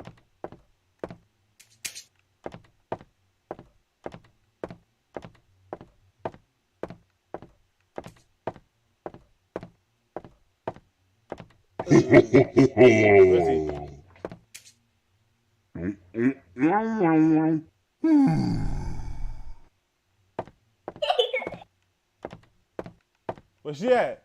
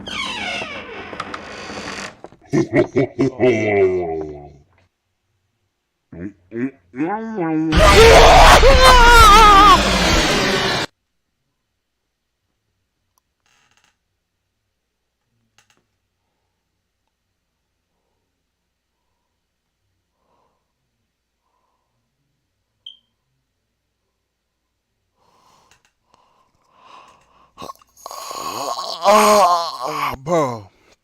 Yo, I'm not doing that shit, bro. I'm not doing that shit, bro. That's not what we doing, bro. That shit's not happening, bro. That shit's... My chest? No, bro. That shit's not happening, bro. No. No, no, no, no, no. That shit's not happening, bro. My chest, my controller is all the way over there.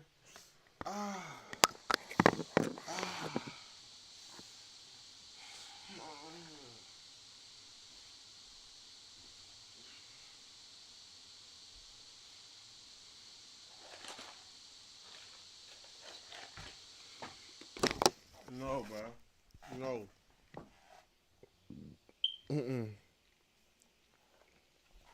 Bro, my chest hurt, my controller.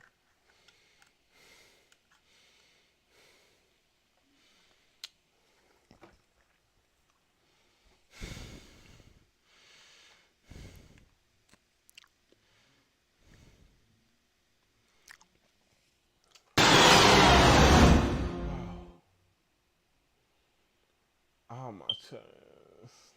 Nah, I can't play this, bro. That shit hurt me, bro. I don't understand, bro. That shit hurt me.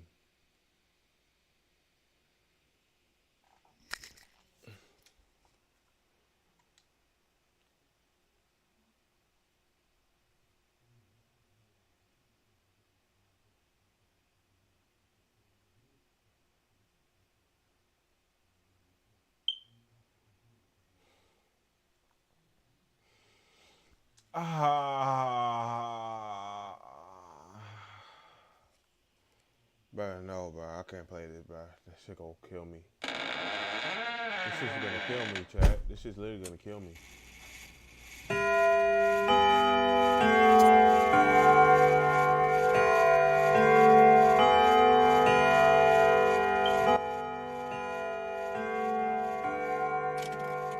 Okay, back.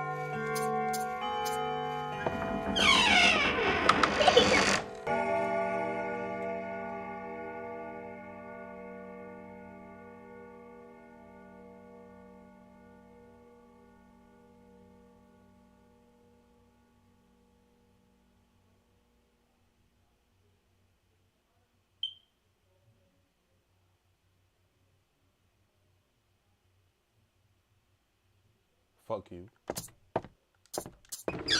She knows what she is, bro. Fuck her. She's just a little ooh. A little ooh. A little ooh.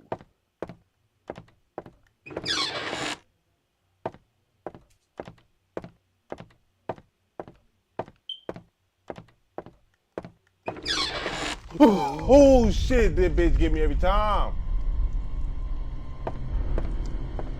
That nasty motherfucking bitch ass bitch. No one will help us. No one can help us. This house had a basement in it. We made a place for Emily down there.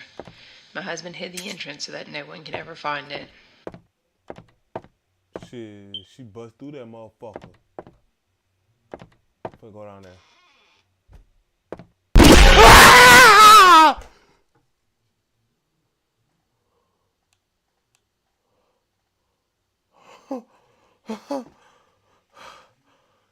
Nigga. Nigga. Why did I go down there?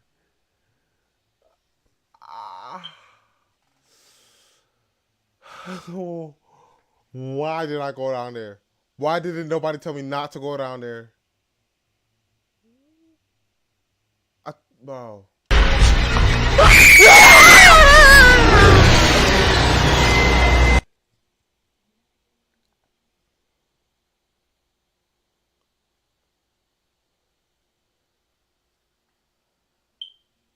Yo, this game is fucked. Yo, nah, this game is fucked. Bro, nah, this game is really fucked up, y'all. Yo, word. Yo. What the fuck? Nigga, my chest. My chest hurts, bro.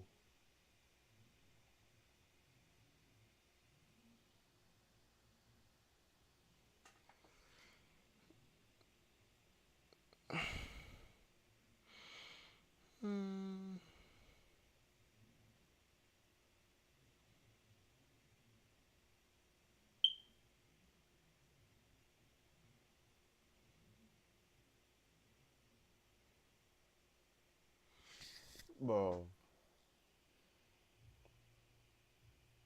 But I don't know how much more I could do. I don't know. I don't know how much more I could do, bro. I really don't. I don't think I can do. I don't even think I can do much more. I don't know what I could do, bro. I don't know what I could do. I don't know what I could do. Because, ow.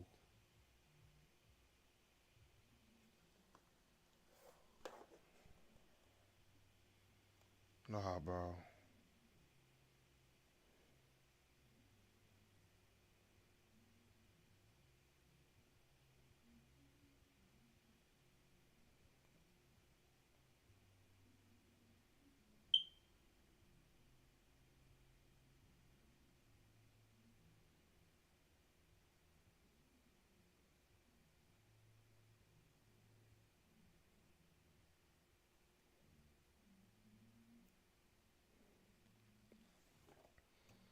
Honestly, chat.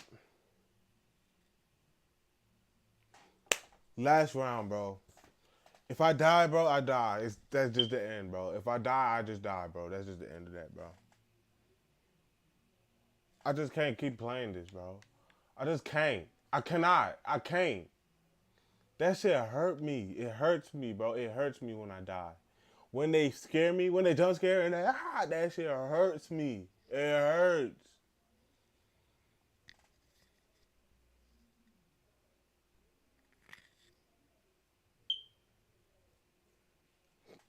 That shit hurts, bro. That shit hurts me, bro.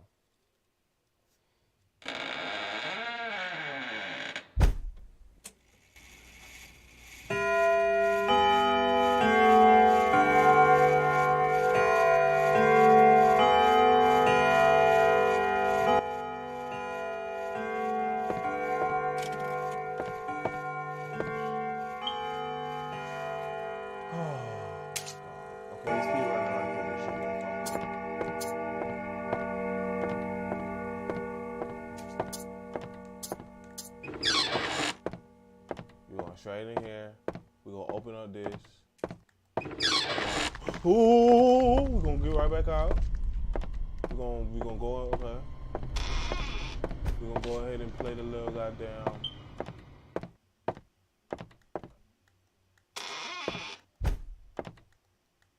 Play it. No one will help us. No one can help us. Where? This house had a basement in it. We made a place for Emily down there. My husband hid the entrance so that no one can ever find it.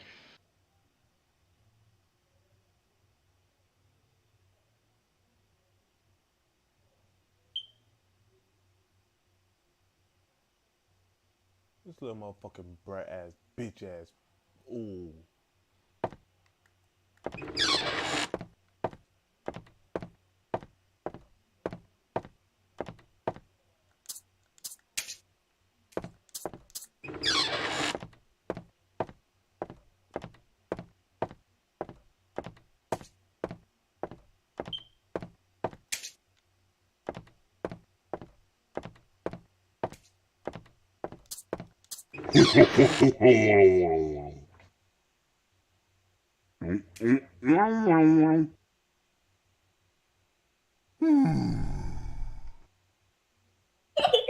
Where?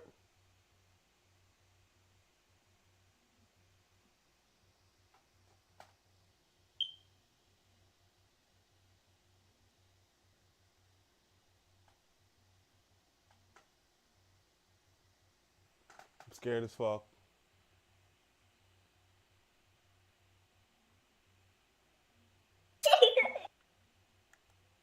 Bro, where's she at, though?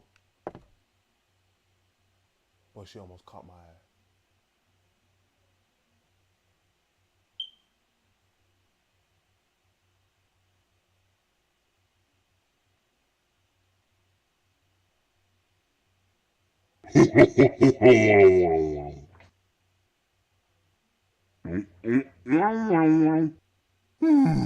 Boy, they gangbanging my ass right now. They taking turns on me.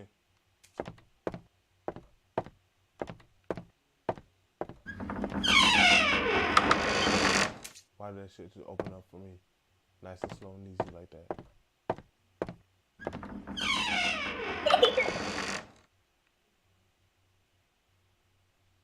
Fuck you. Fuck you and your friend, you fucking whore.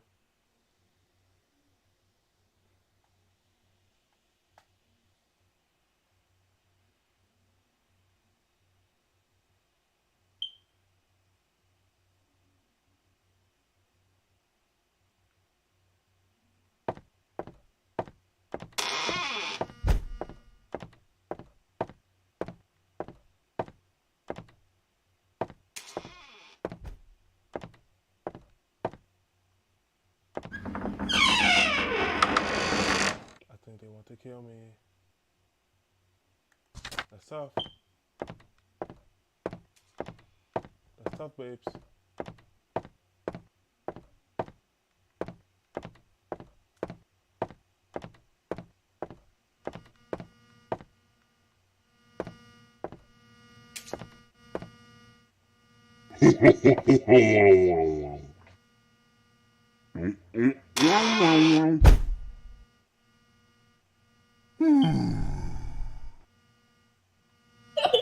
Nigga pussy.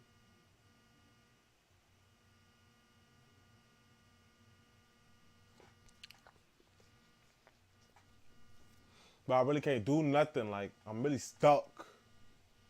Hello? Help me, please. Somebody, please. Somebody, please. Somebody, please. Somebody gotta help me, bro. Somebody's gotta help me. Honestly, bro. Cause this shit... Where's she at, though? I don't know where the bitch at.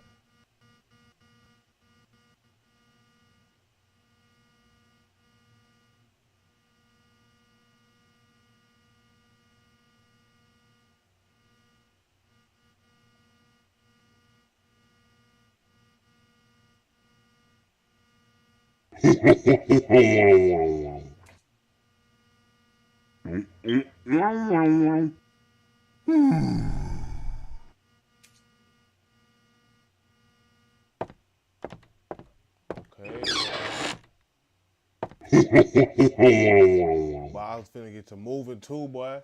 Oh God.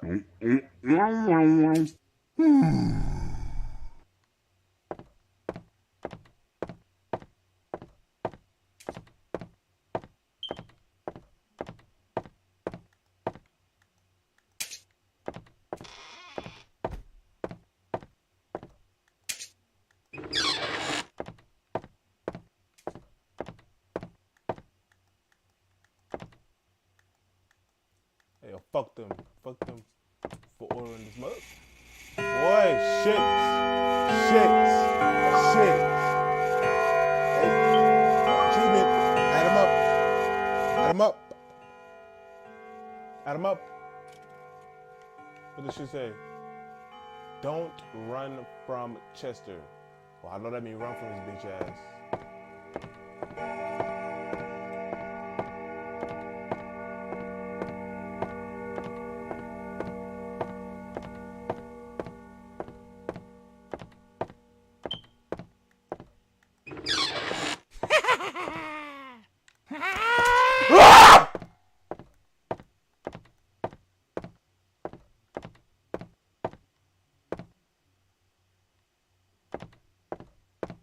What the fuck?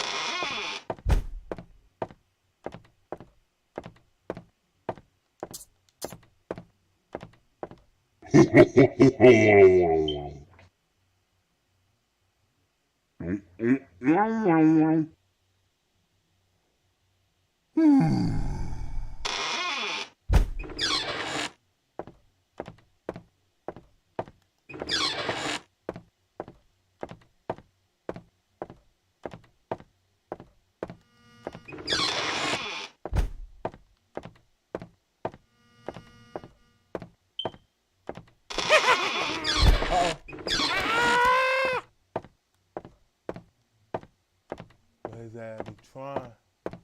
Be hearing them little feet coming. Uh-oh.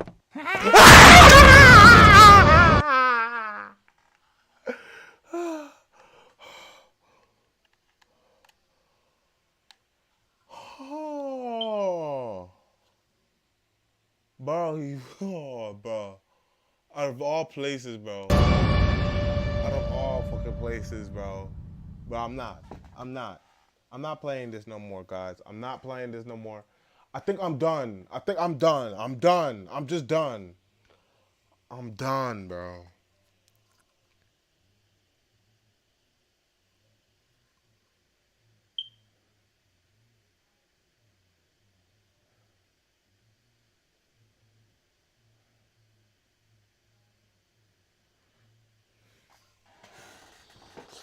Oh, like guys, I feel like guys, it genuinely burns me to play this. Like it genuinely hurts me. Like guys, it hurts. It hurts. Like no.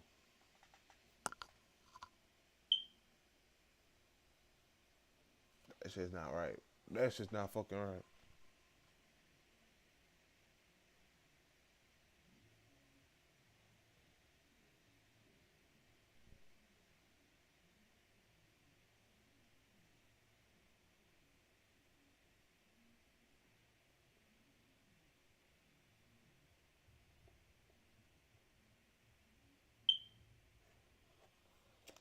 Oh shit. Okay, y'all. Last round. If I die, it's over. We're done. We're on card. We're getting on card if I die. It's over.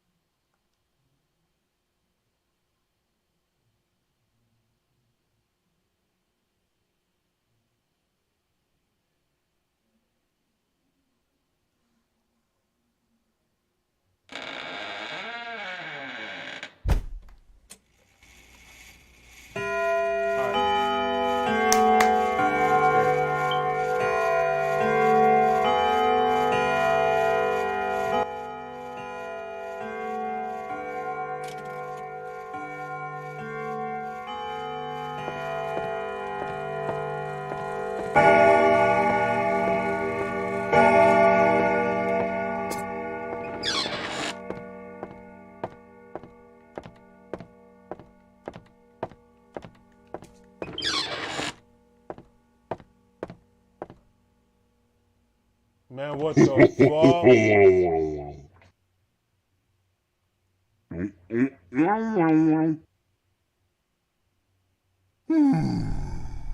Man, what the fuck is that bitch doing there?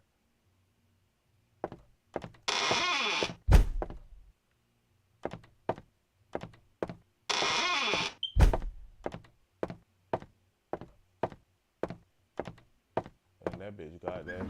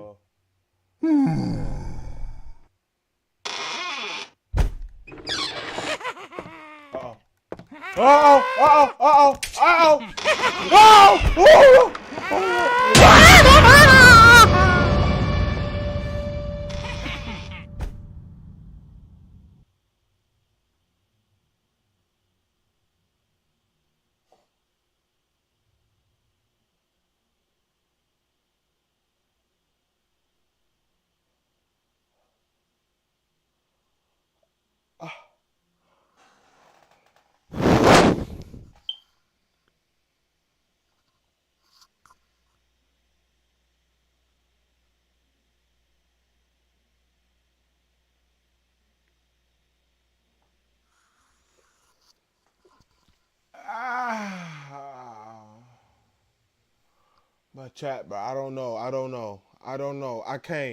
I cannot.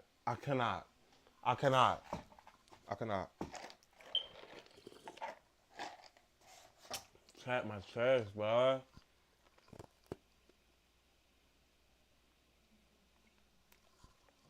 Chat, I can't do this shit. My chest hurt, bro. This shit is terrifying me, bro.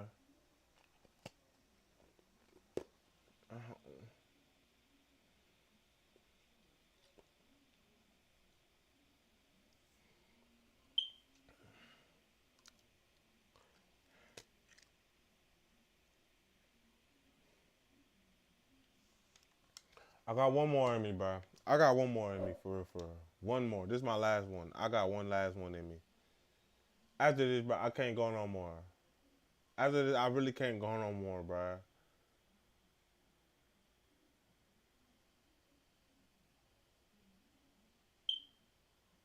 I can't, bro. I can feel me. Like, I'm sweating.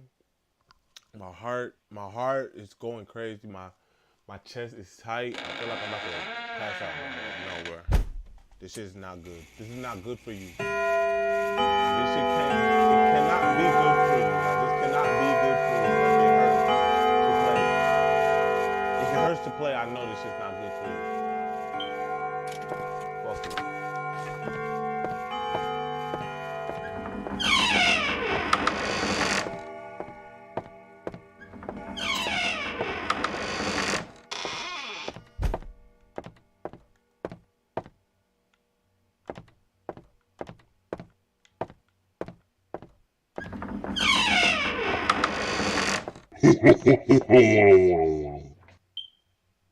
Boy.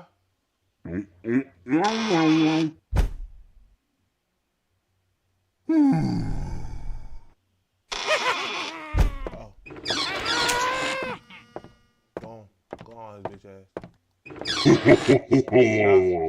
Stop right there where you are.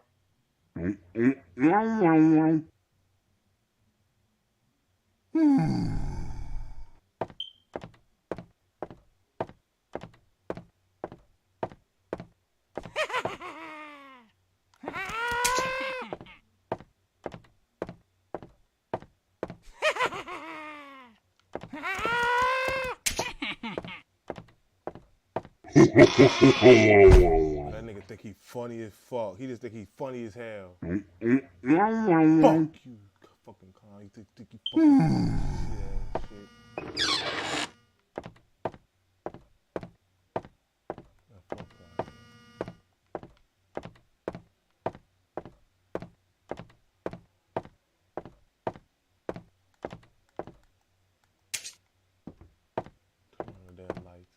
Fucking house. I'm not fucking playing with these motherfucking shits. Them think me an idiot. Me not joke with them. Them not gonna take me for idiot. You take me for idiot. Oh my god, I forgot about that bitch.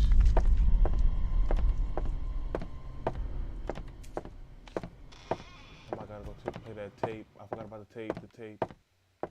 Tape gotta be played. Tape gotta be played. Play tape. No one will help us. No one can help us. This house had a basement in it. We made a place for Emily down there. Nice. My husband hid the entrance so that no one can ever find it. Nice. Fuck you funny ass shit. Ain't shit funny, you fucking bitch ass shit. Look at your long ass shit. Ain't shit funny, shit ass shitty. And you ugly as hell. What? Why do you think that shit funny?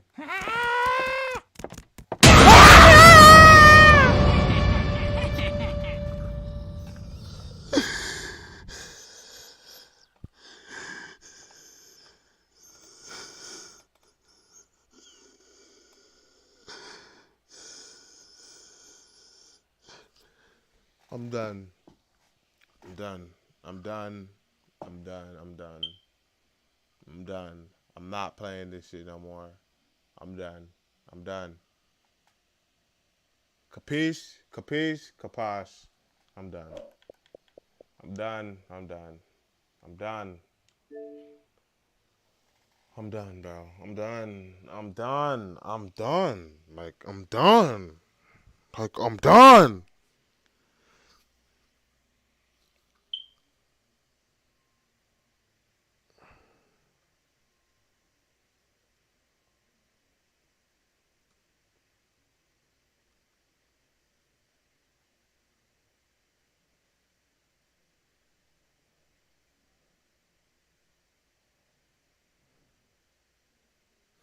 Y'all take me for idiot. I be an idiot, a fool and an idiot wanna take me for. Man, I'm not a fool, man, I'm not an idiot. I'm not no fool, I'm not no idiot. I'm not gonna go play, I'm not gonna play, no. I'm not gonna keep playing that shit, bro. That shit got my chest hurting, bro. If my chest is hurting because I'm scared and screaming, that's a problem. I'm not finna keep playing that shit. No shit. Like I'm hurting. I'm hurting. I'm hurting right now.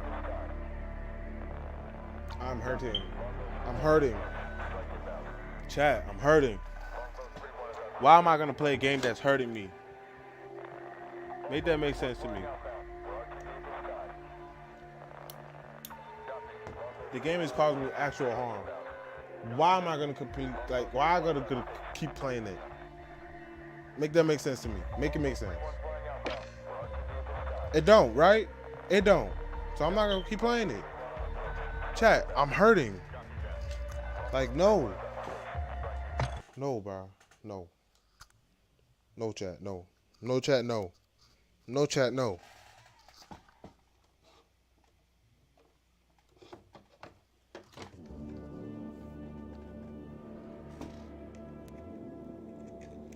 Oh, somebody with that loud ass fucking car. Get that shit out of here.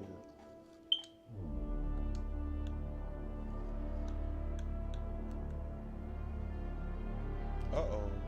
Oh, shit. Why this shit done popped up a whole bunch of extra shit on my shit, bro?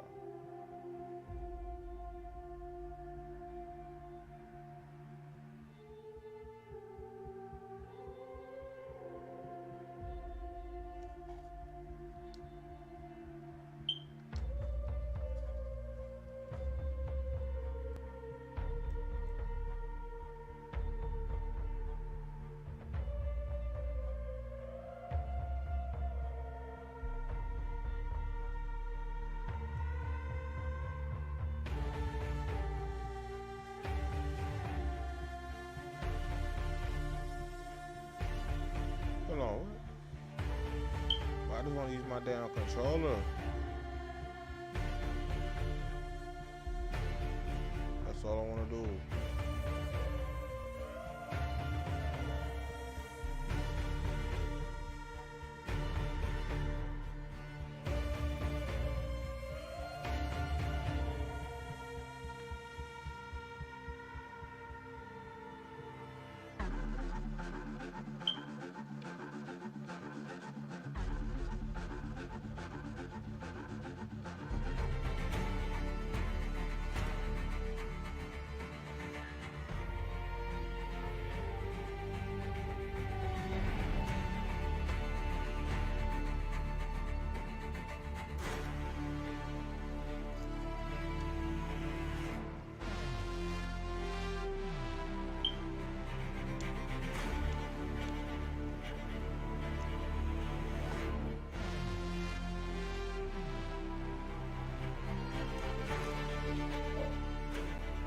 There we go. There we go. All of a sudden, I confused with the motherfucker now. Yeah, that's enough of that shit. That shit hurt me.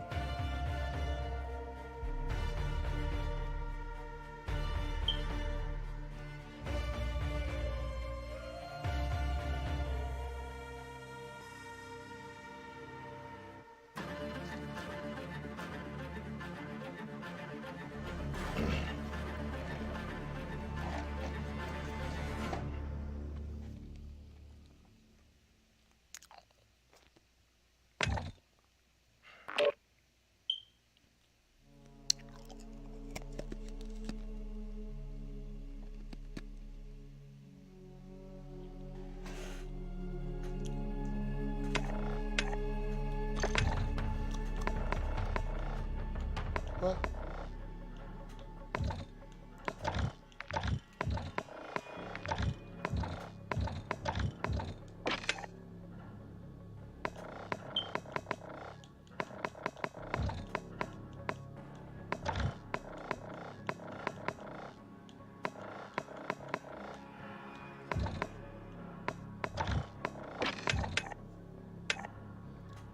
Oh, I'm sitting here looking for shipment 24/7 and it's called Shoot the Shit.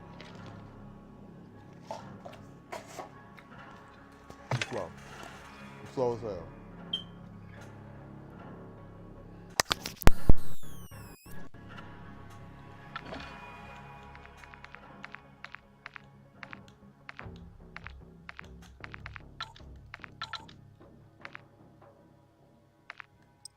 Try it. Bam. What's going on, guys? Yo.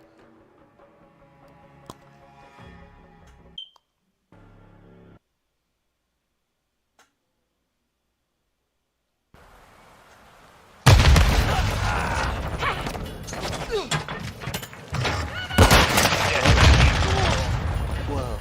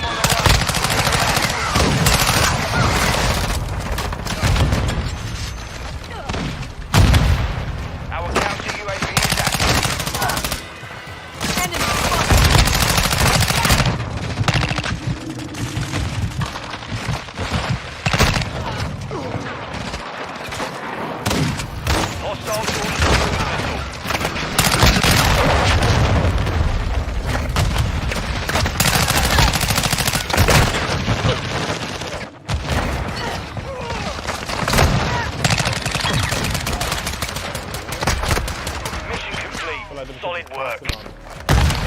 Bro, I felt like they keep shitting on it.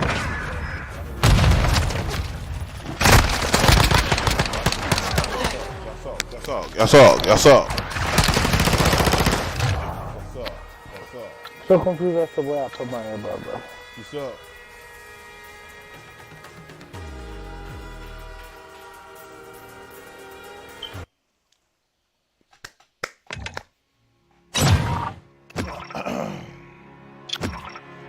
That's called being dookie ass. That's what they are. Dookie ass. They dookie shit. This dookie butt. This dookie. Imagine being trash. Just being trash on trash on trash. You're just trash at that point.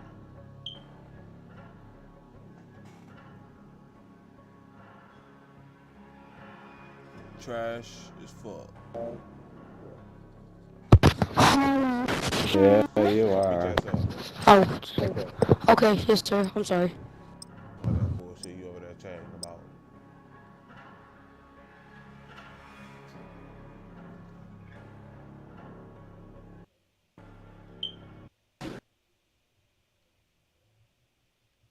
Okay. Anyway, how are y'all's days?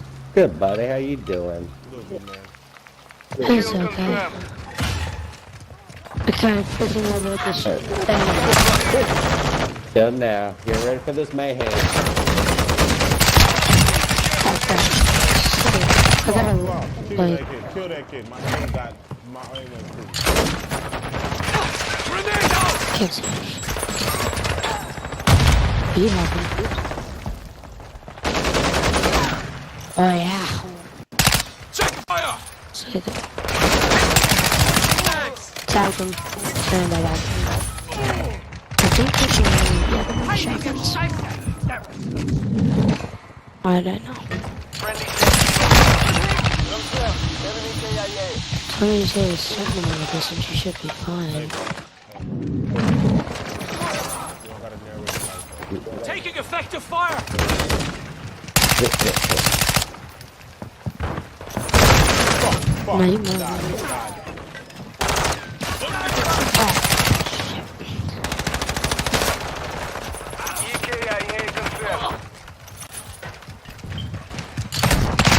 Oh, that kid double pumped me. On the way.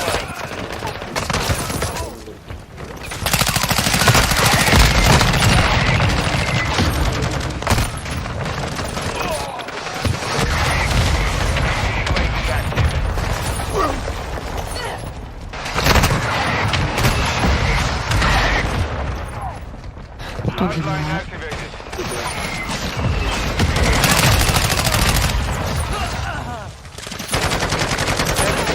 Kill confirmed.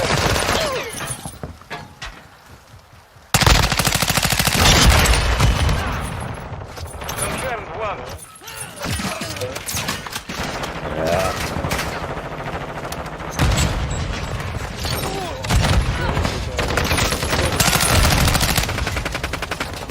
Friendly UAV on station.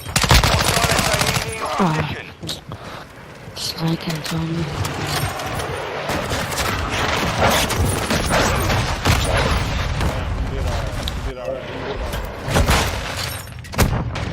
Oh, nice.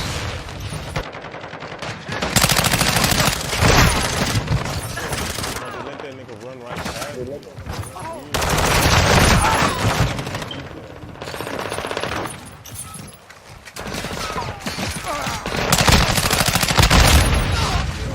Enemy in the area.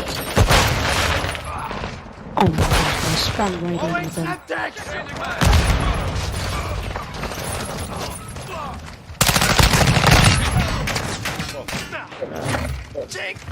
Get him. You're halfway to mission complete. Keep fighting.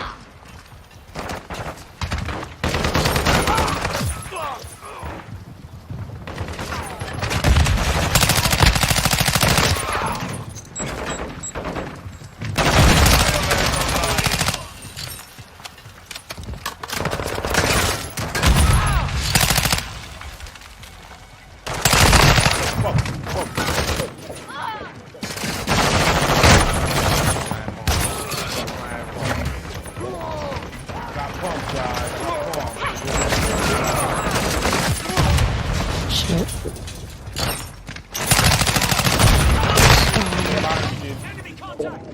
Enemy incoming. Secure.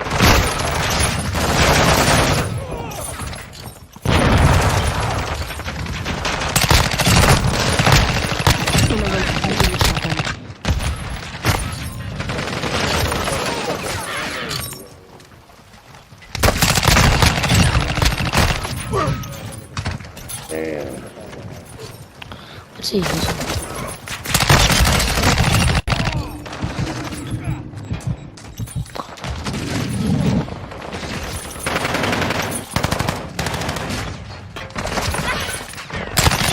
Standing by.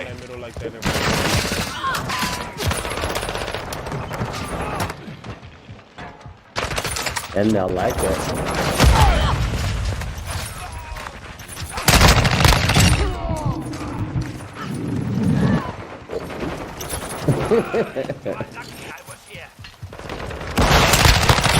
Standing by. That's fine. It's not like I have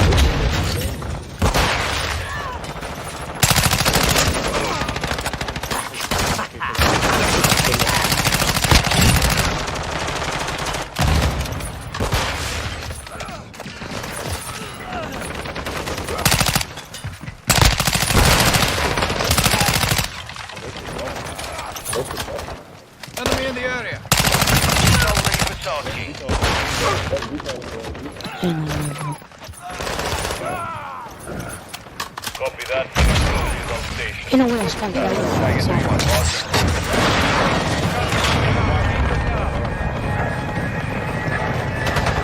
Eat that. Right on target.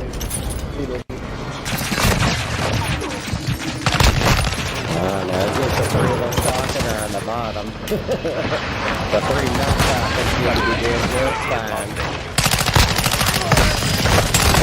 Oh my gosh.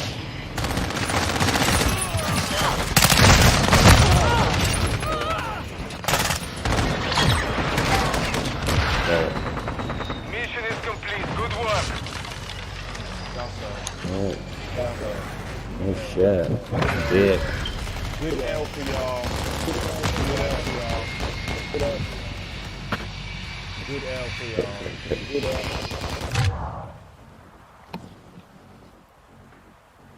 GG's. Good job, guys. No, that was a terrible job out there. They suck. Them kids was fucking atrocious. Talking about some GG's. GG's guys. Oh.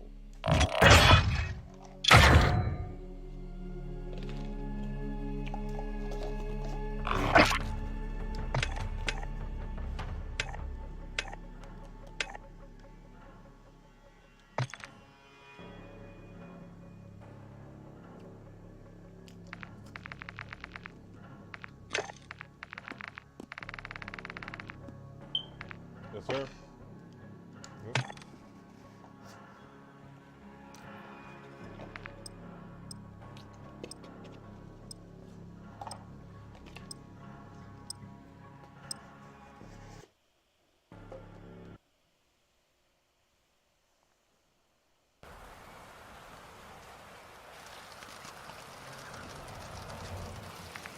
Where? My teammate.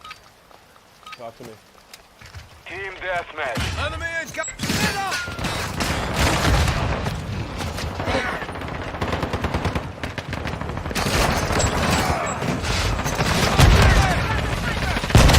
I got your back. I'm reloading.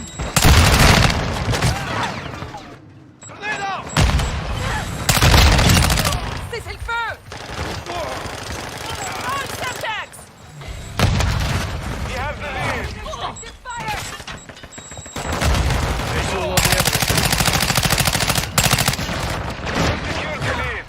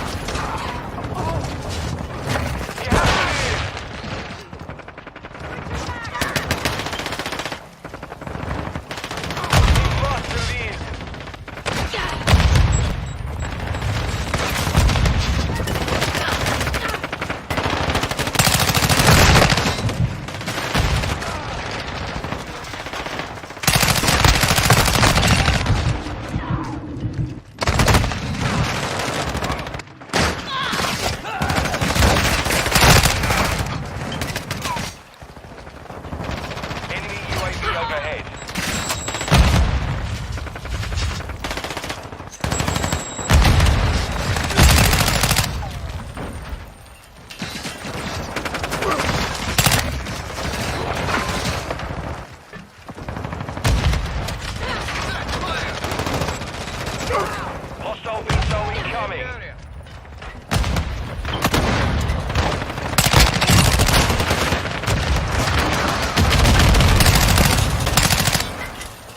UAV ready for tasking.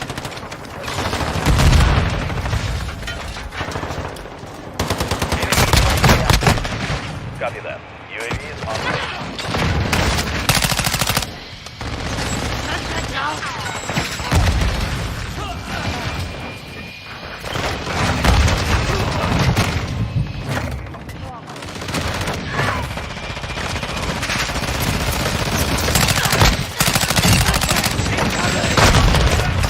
UAV is being refueled. RCV is this time.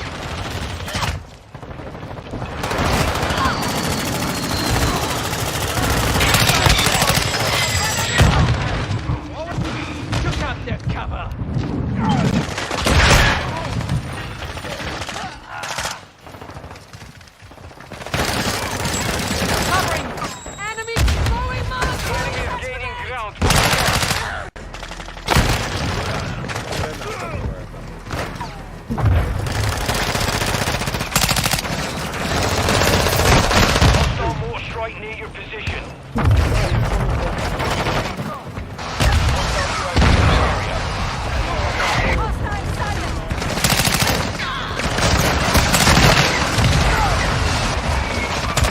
Hostile cruise missile incoming.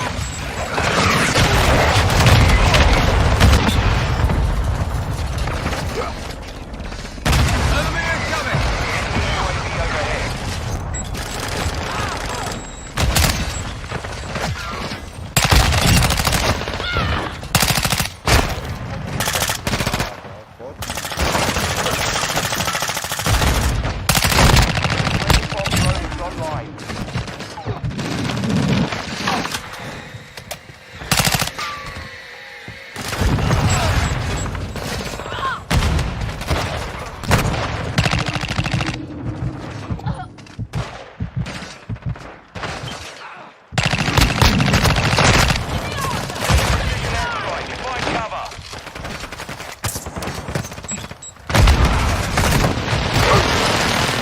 Hostile UAV in the area.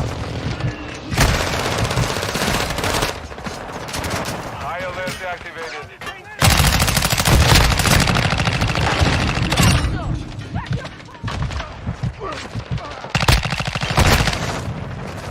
Enemy UAV overhead.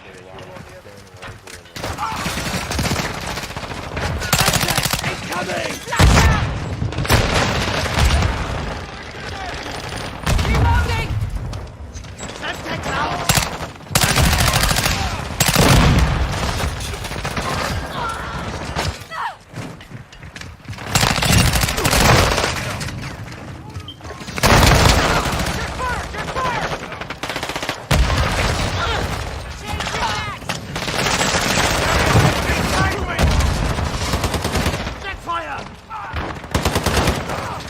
Just said you're up.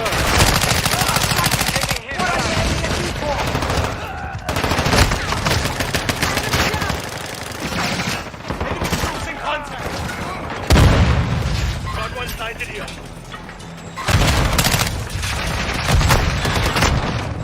Jump around.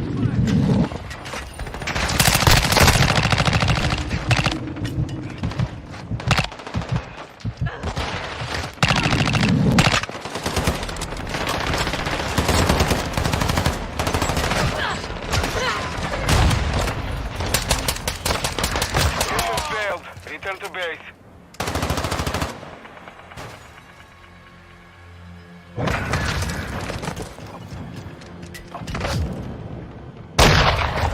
Put that shit on.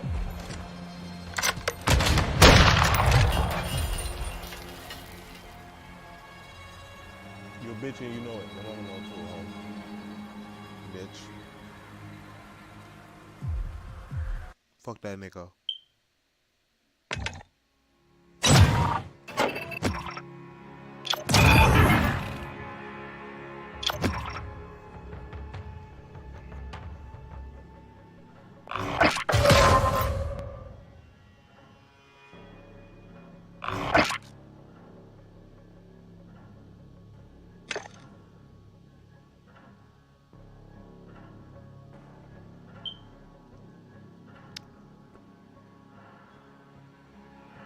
Ah.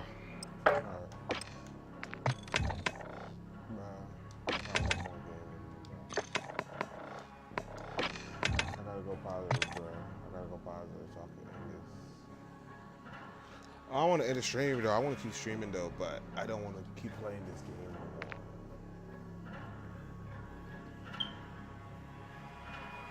no more. Hey, hello? Hello? Hello?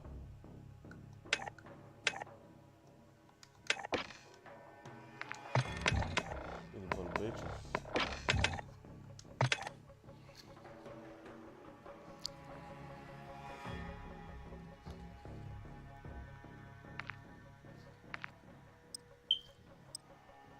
Hello?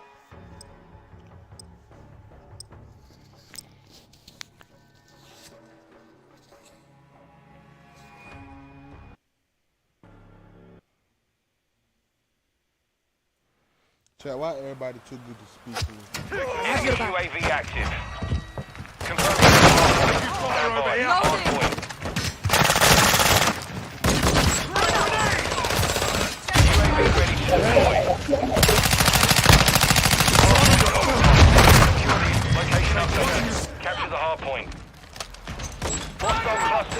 Setting Claymore. Recon at this time. Throwing shots. That could have been bad. Reloading.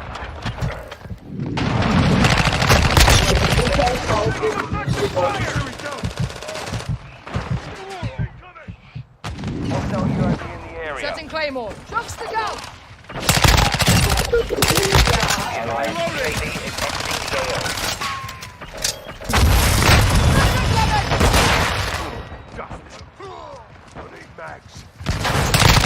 Activated.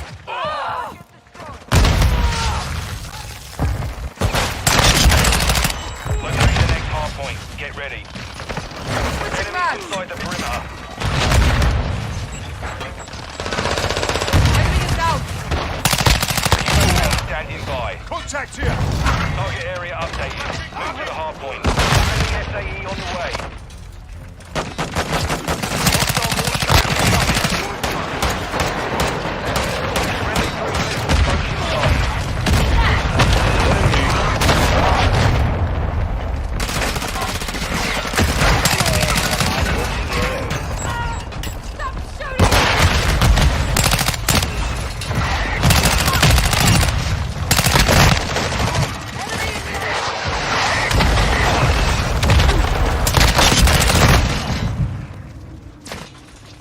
Enemy personnel at the hard point. I'll see you at the time. Hard point located. Stand by.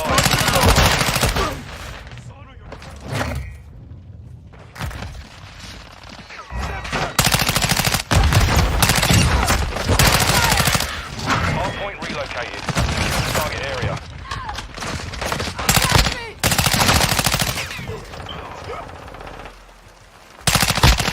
UAV ready to deploy. Changing mag. Ready UAV on station.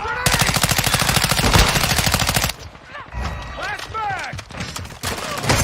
Ready UAV online. Setting Claymore. Trucks to go. Launching void. Trophy system out.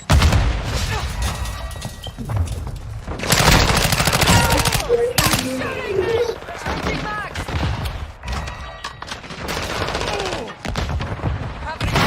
Switching mags. Enemies inside the perimeter. Confirming next hard point. Stand by. Throwing shots through.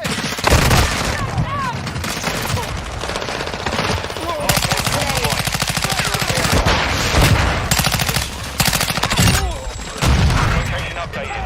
Capture the hard point. Enemy down.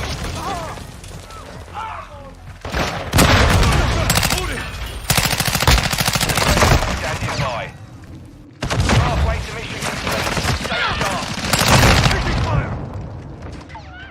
Shoot them, not me. Snipers down.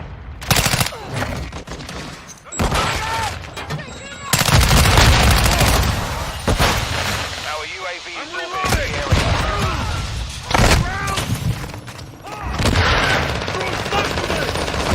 Changing mags. Enemies deploy the bomb time. Hard point reloaded. Stand by. Enemy personnel at the hard point.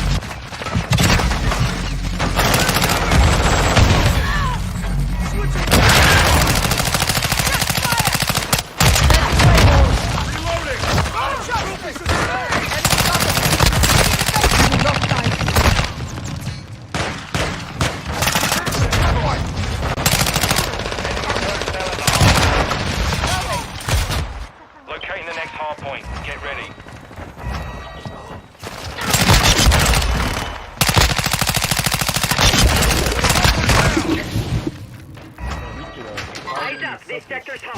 Hardpoint relocated. Secure the target. UAV is on. Not online.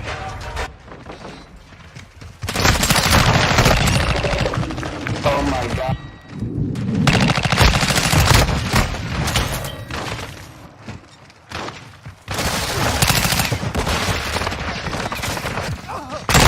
Enemy contact!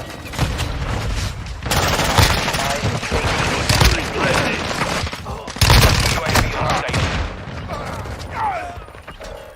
Enemies inside the perimeter. Incoming!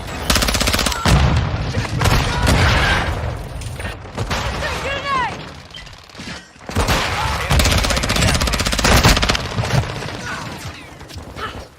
Hardpoint relocated. Stand by.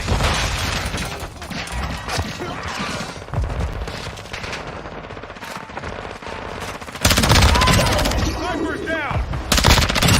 Enemy down!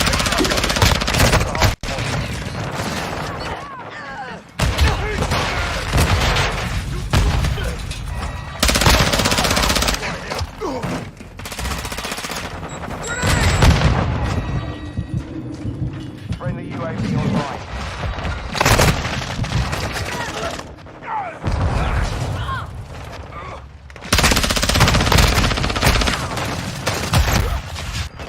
Hardpoint compromised. Secure the area. Friendly care package in the AO.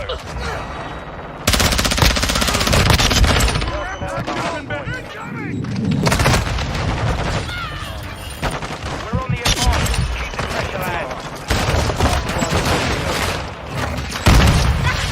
Confirming next hardpoint. Stand by.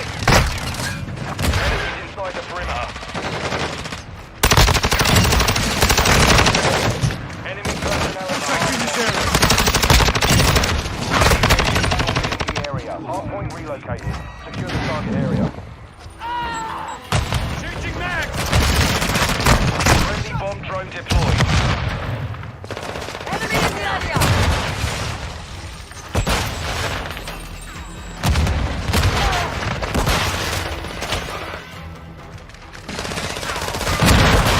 Hostile mortar strike near your position. Friendly UAV on station.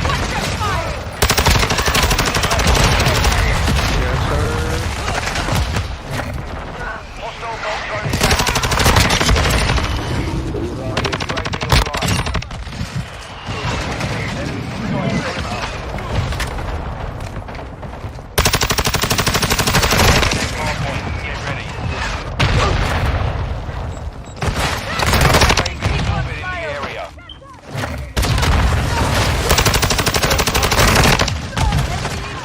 Target area updated. Move to the hardpoint. SWAT. Hostile bomb strike in the area. Hardpoint compromised. Secure the area.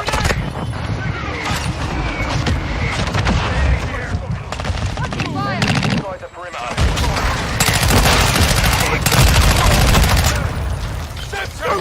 30 seconds remaining.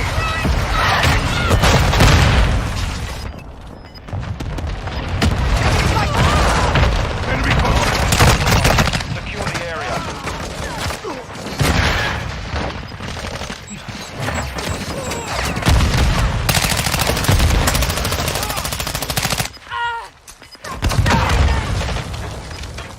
Hardpoint relocating. Stand by. 10 seconds remaining.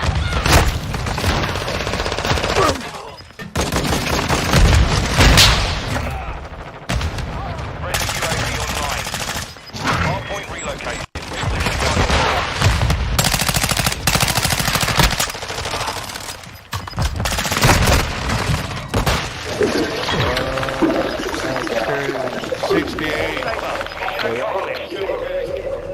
On 68 kills on y'all boys. Shot him down before he took his weapons dead. 38 kills. Look like Luka Doncic out there. Get some help. Get some help. Get some help. Luka Doncic. Luka Doncic. Get some help, man.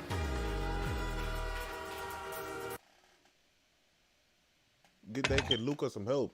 Get that kid some bloody help.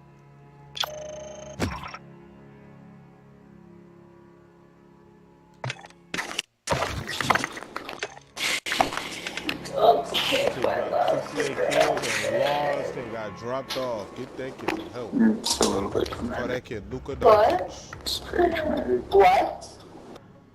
What did you say, Patrick? What did you say? It's pretty dramatic.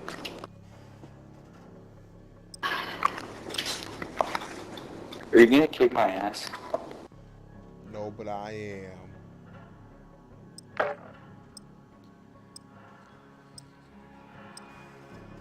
Who the fuck are you? I am.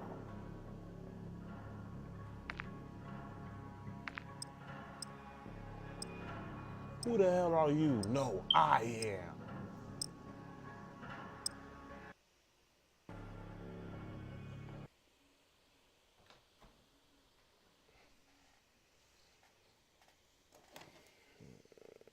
Shoot the ship, shoot the ship, shoot the ship, shoot the ship. Securing Charlie. Domination. Team, hello team. Covering hello, your team. six. Team. Anybody? Charlie secure.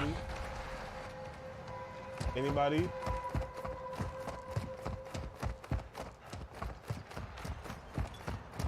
Secure Bravo. Hey,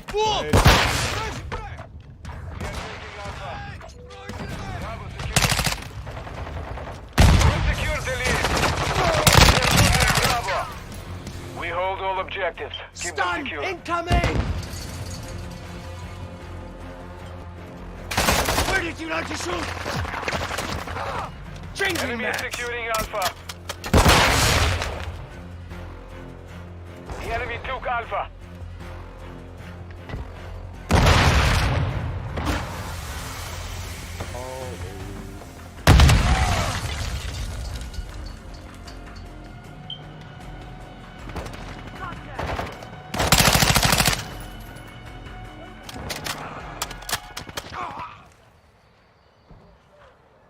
Securing objective Alpha. Damn. Two objectives secure. We control all objectives. Maintain the perimeter. We are losing Charlie.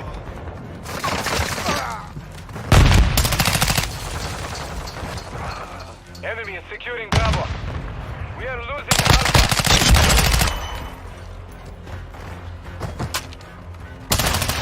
Watching your six. We have lost Alpha. Enemy UAV overhead. Throwing Enemy is taking Charlie. Securing Alpha.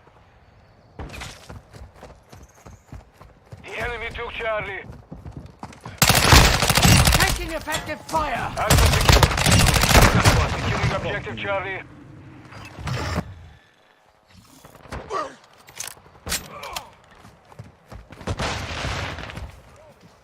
Hardline.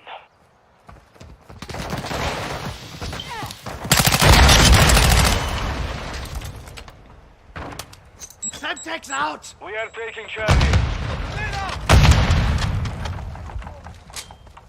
Throw Enemy taking Alpha. Fire.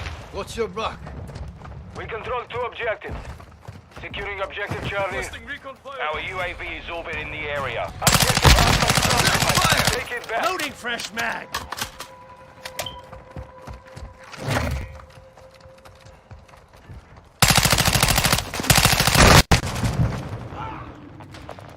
Damn,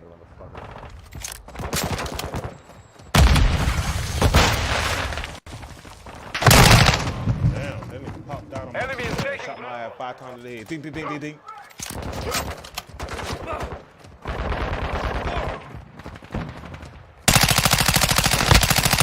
We have secured two objectives. Throwing Semtex.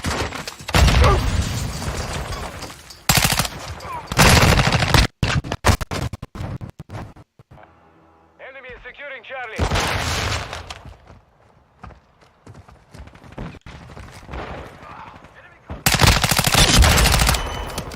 Semtex out. Tornado. Hostile UAV in the area.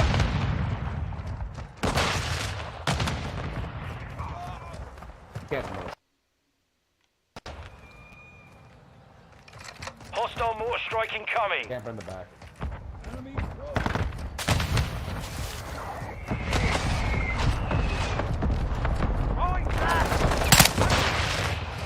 The mission is half complete. Finished. We are taking Alpha.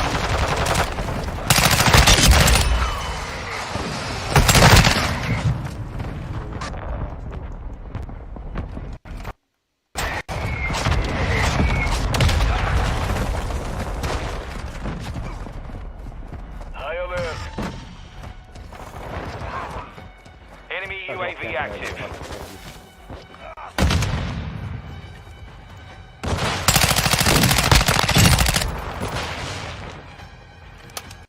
Throwing set, reloading.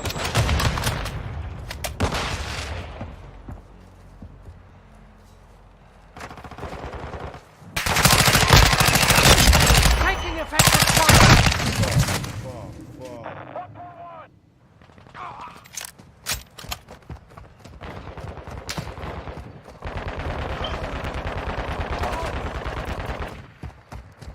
Grenade!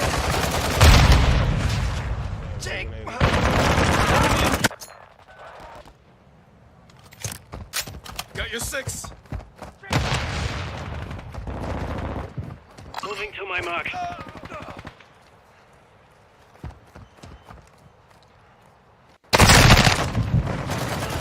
Securing Alpha.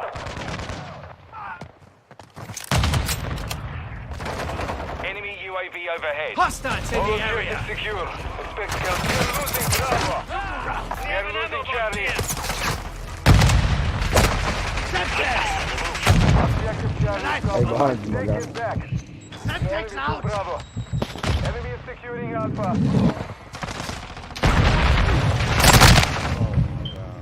Get down.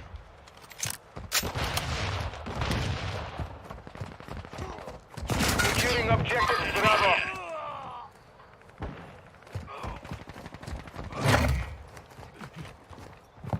We are taking Bravo. Planting mine. The enemy has captured 2 objectives. Objective Bravo secured. Watching you. Securing Charlie.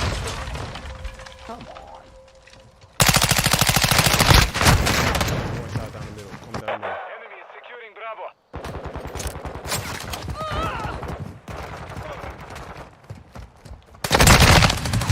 Enemy is taking Bravo. Moving here. Friendly UAV on station. We are taking Charlie. Sheriff. Enemy unit sighted. Friendly care package inbound. UAV online. Securing objective Bravo. We control Charlie.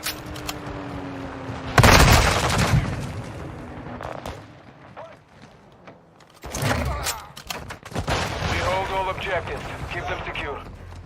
We are losing Alpha. Throwing set, reloading. You celebrated too soon. The enemy took Alpha. Friendly Wilson rolling in.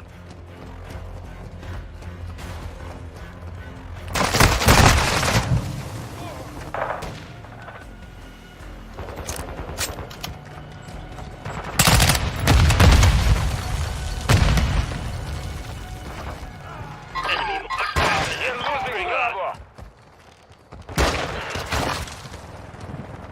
2 objectives secure.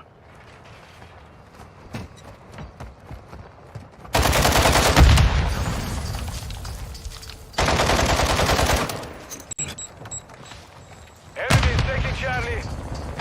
We're gaining ground. Don't stop. Enemy is securing Charlie. Securing objective. We have lost Charlie. Securing objective Charlie. We control Alpha.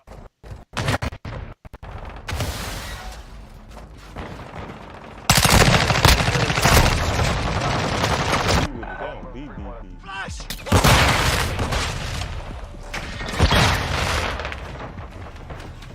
Victory secure. Good fighting.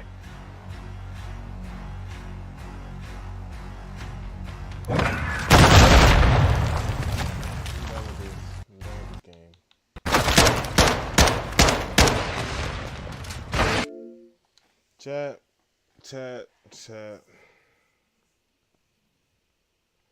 Another great stream. I'm tired.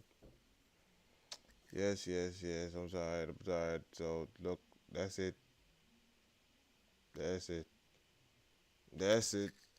it for me today. My heart hurts, my chest hurts, I've been getting scared all day. I'm high as fuck. That's it. I'm high. Okay. Good stream, good A stream, W stream. That's it. I'm out.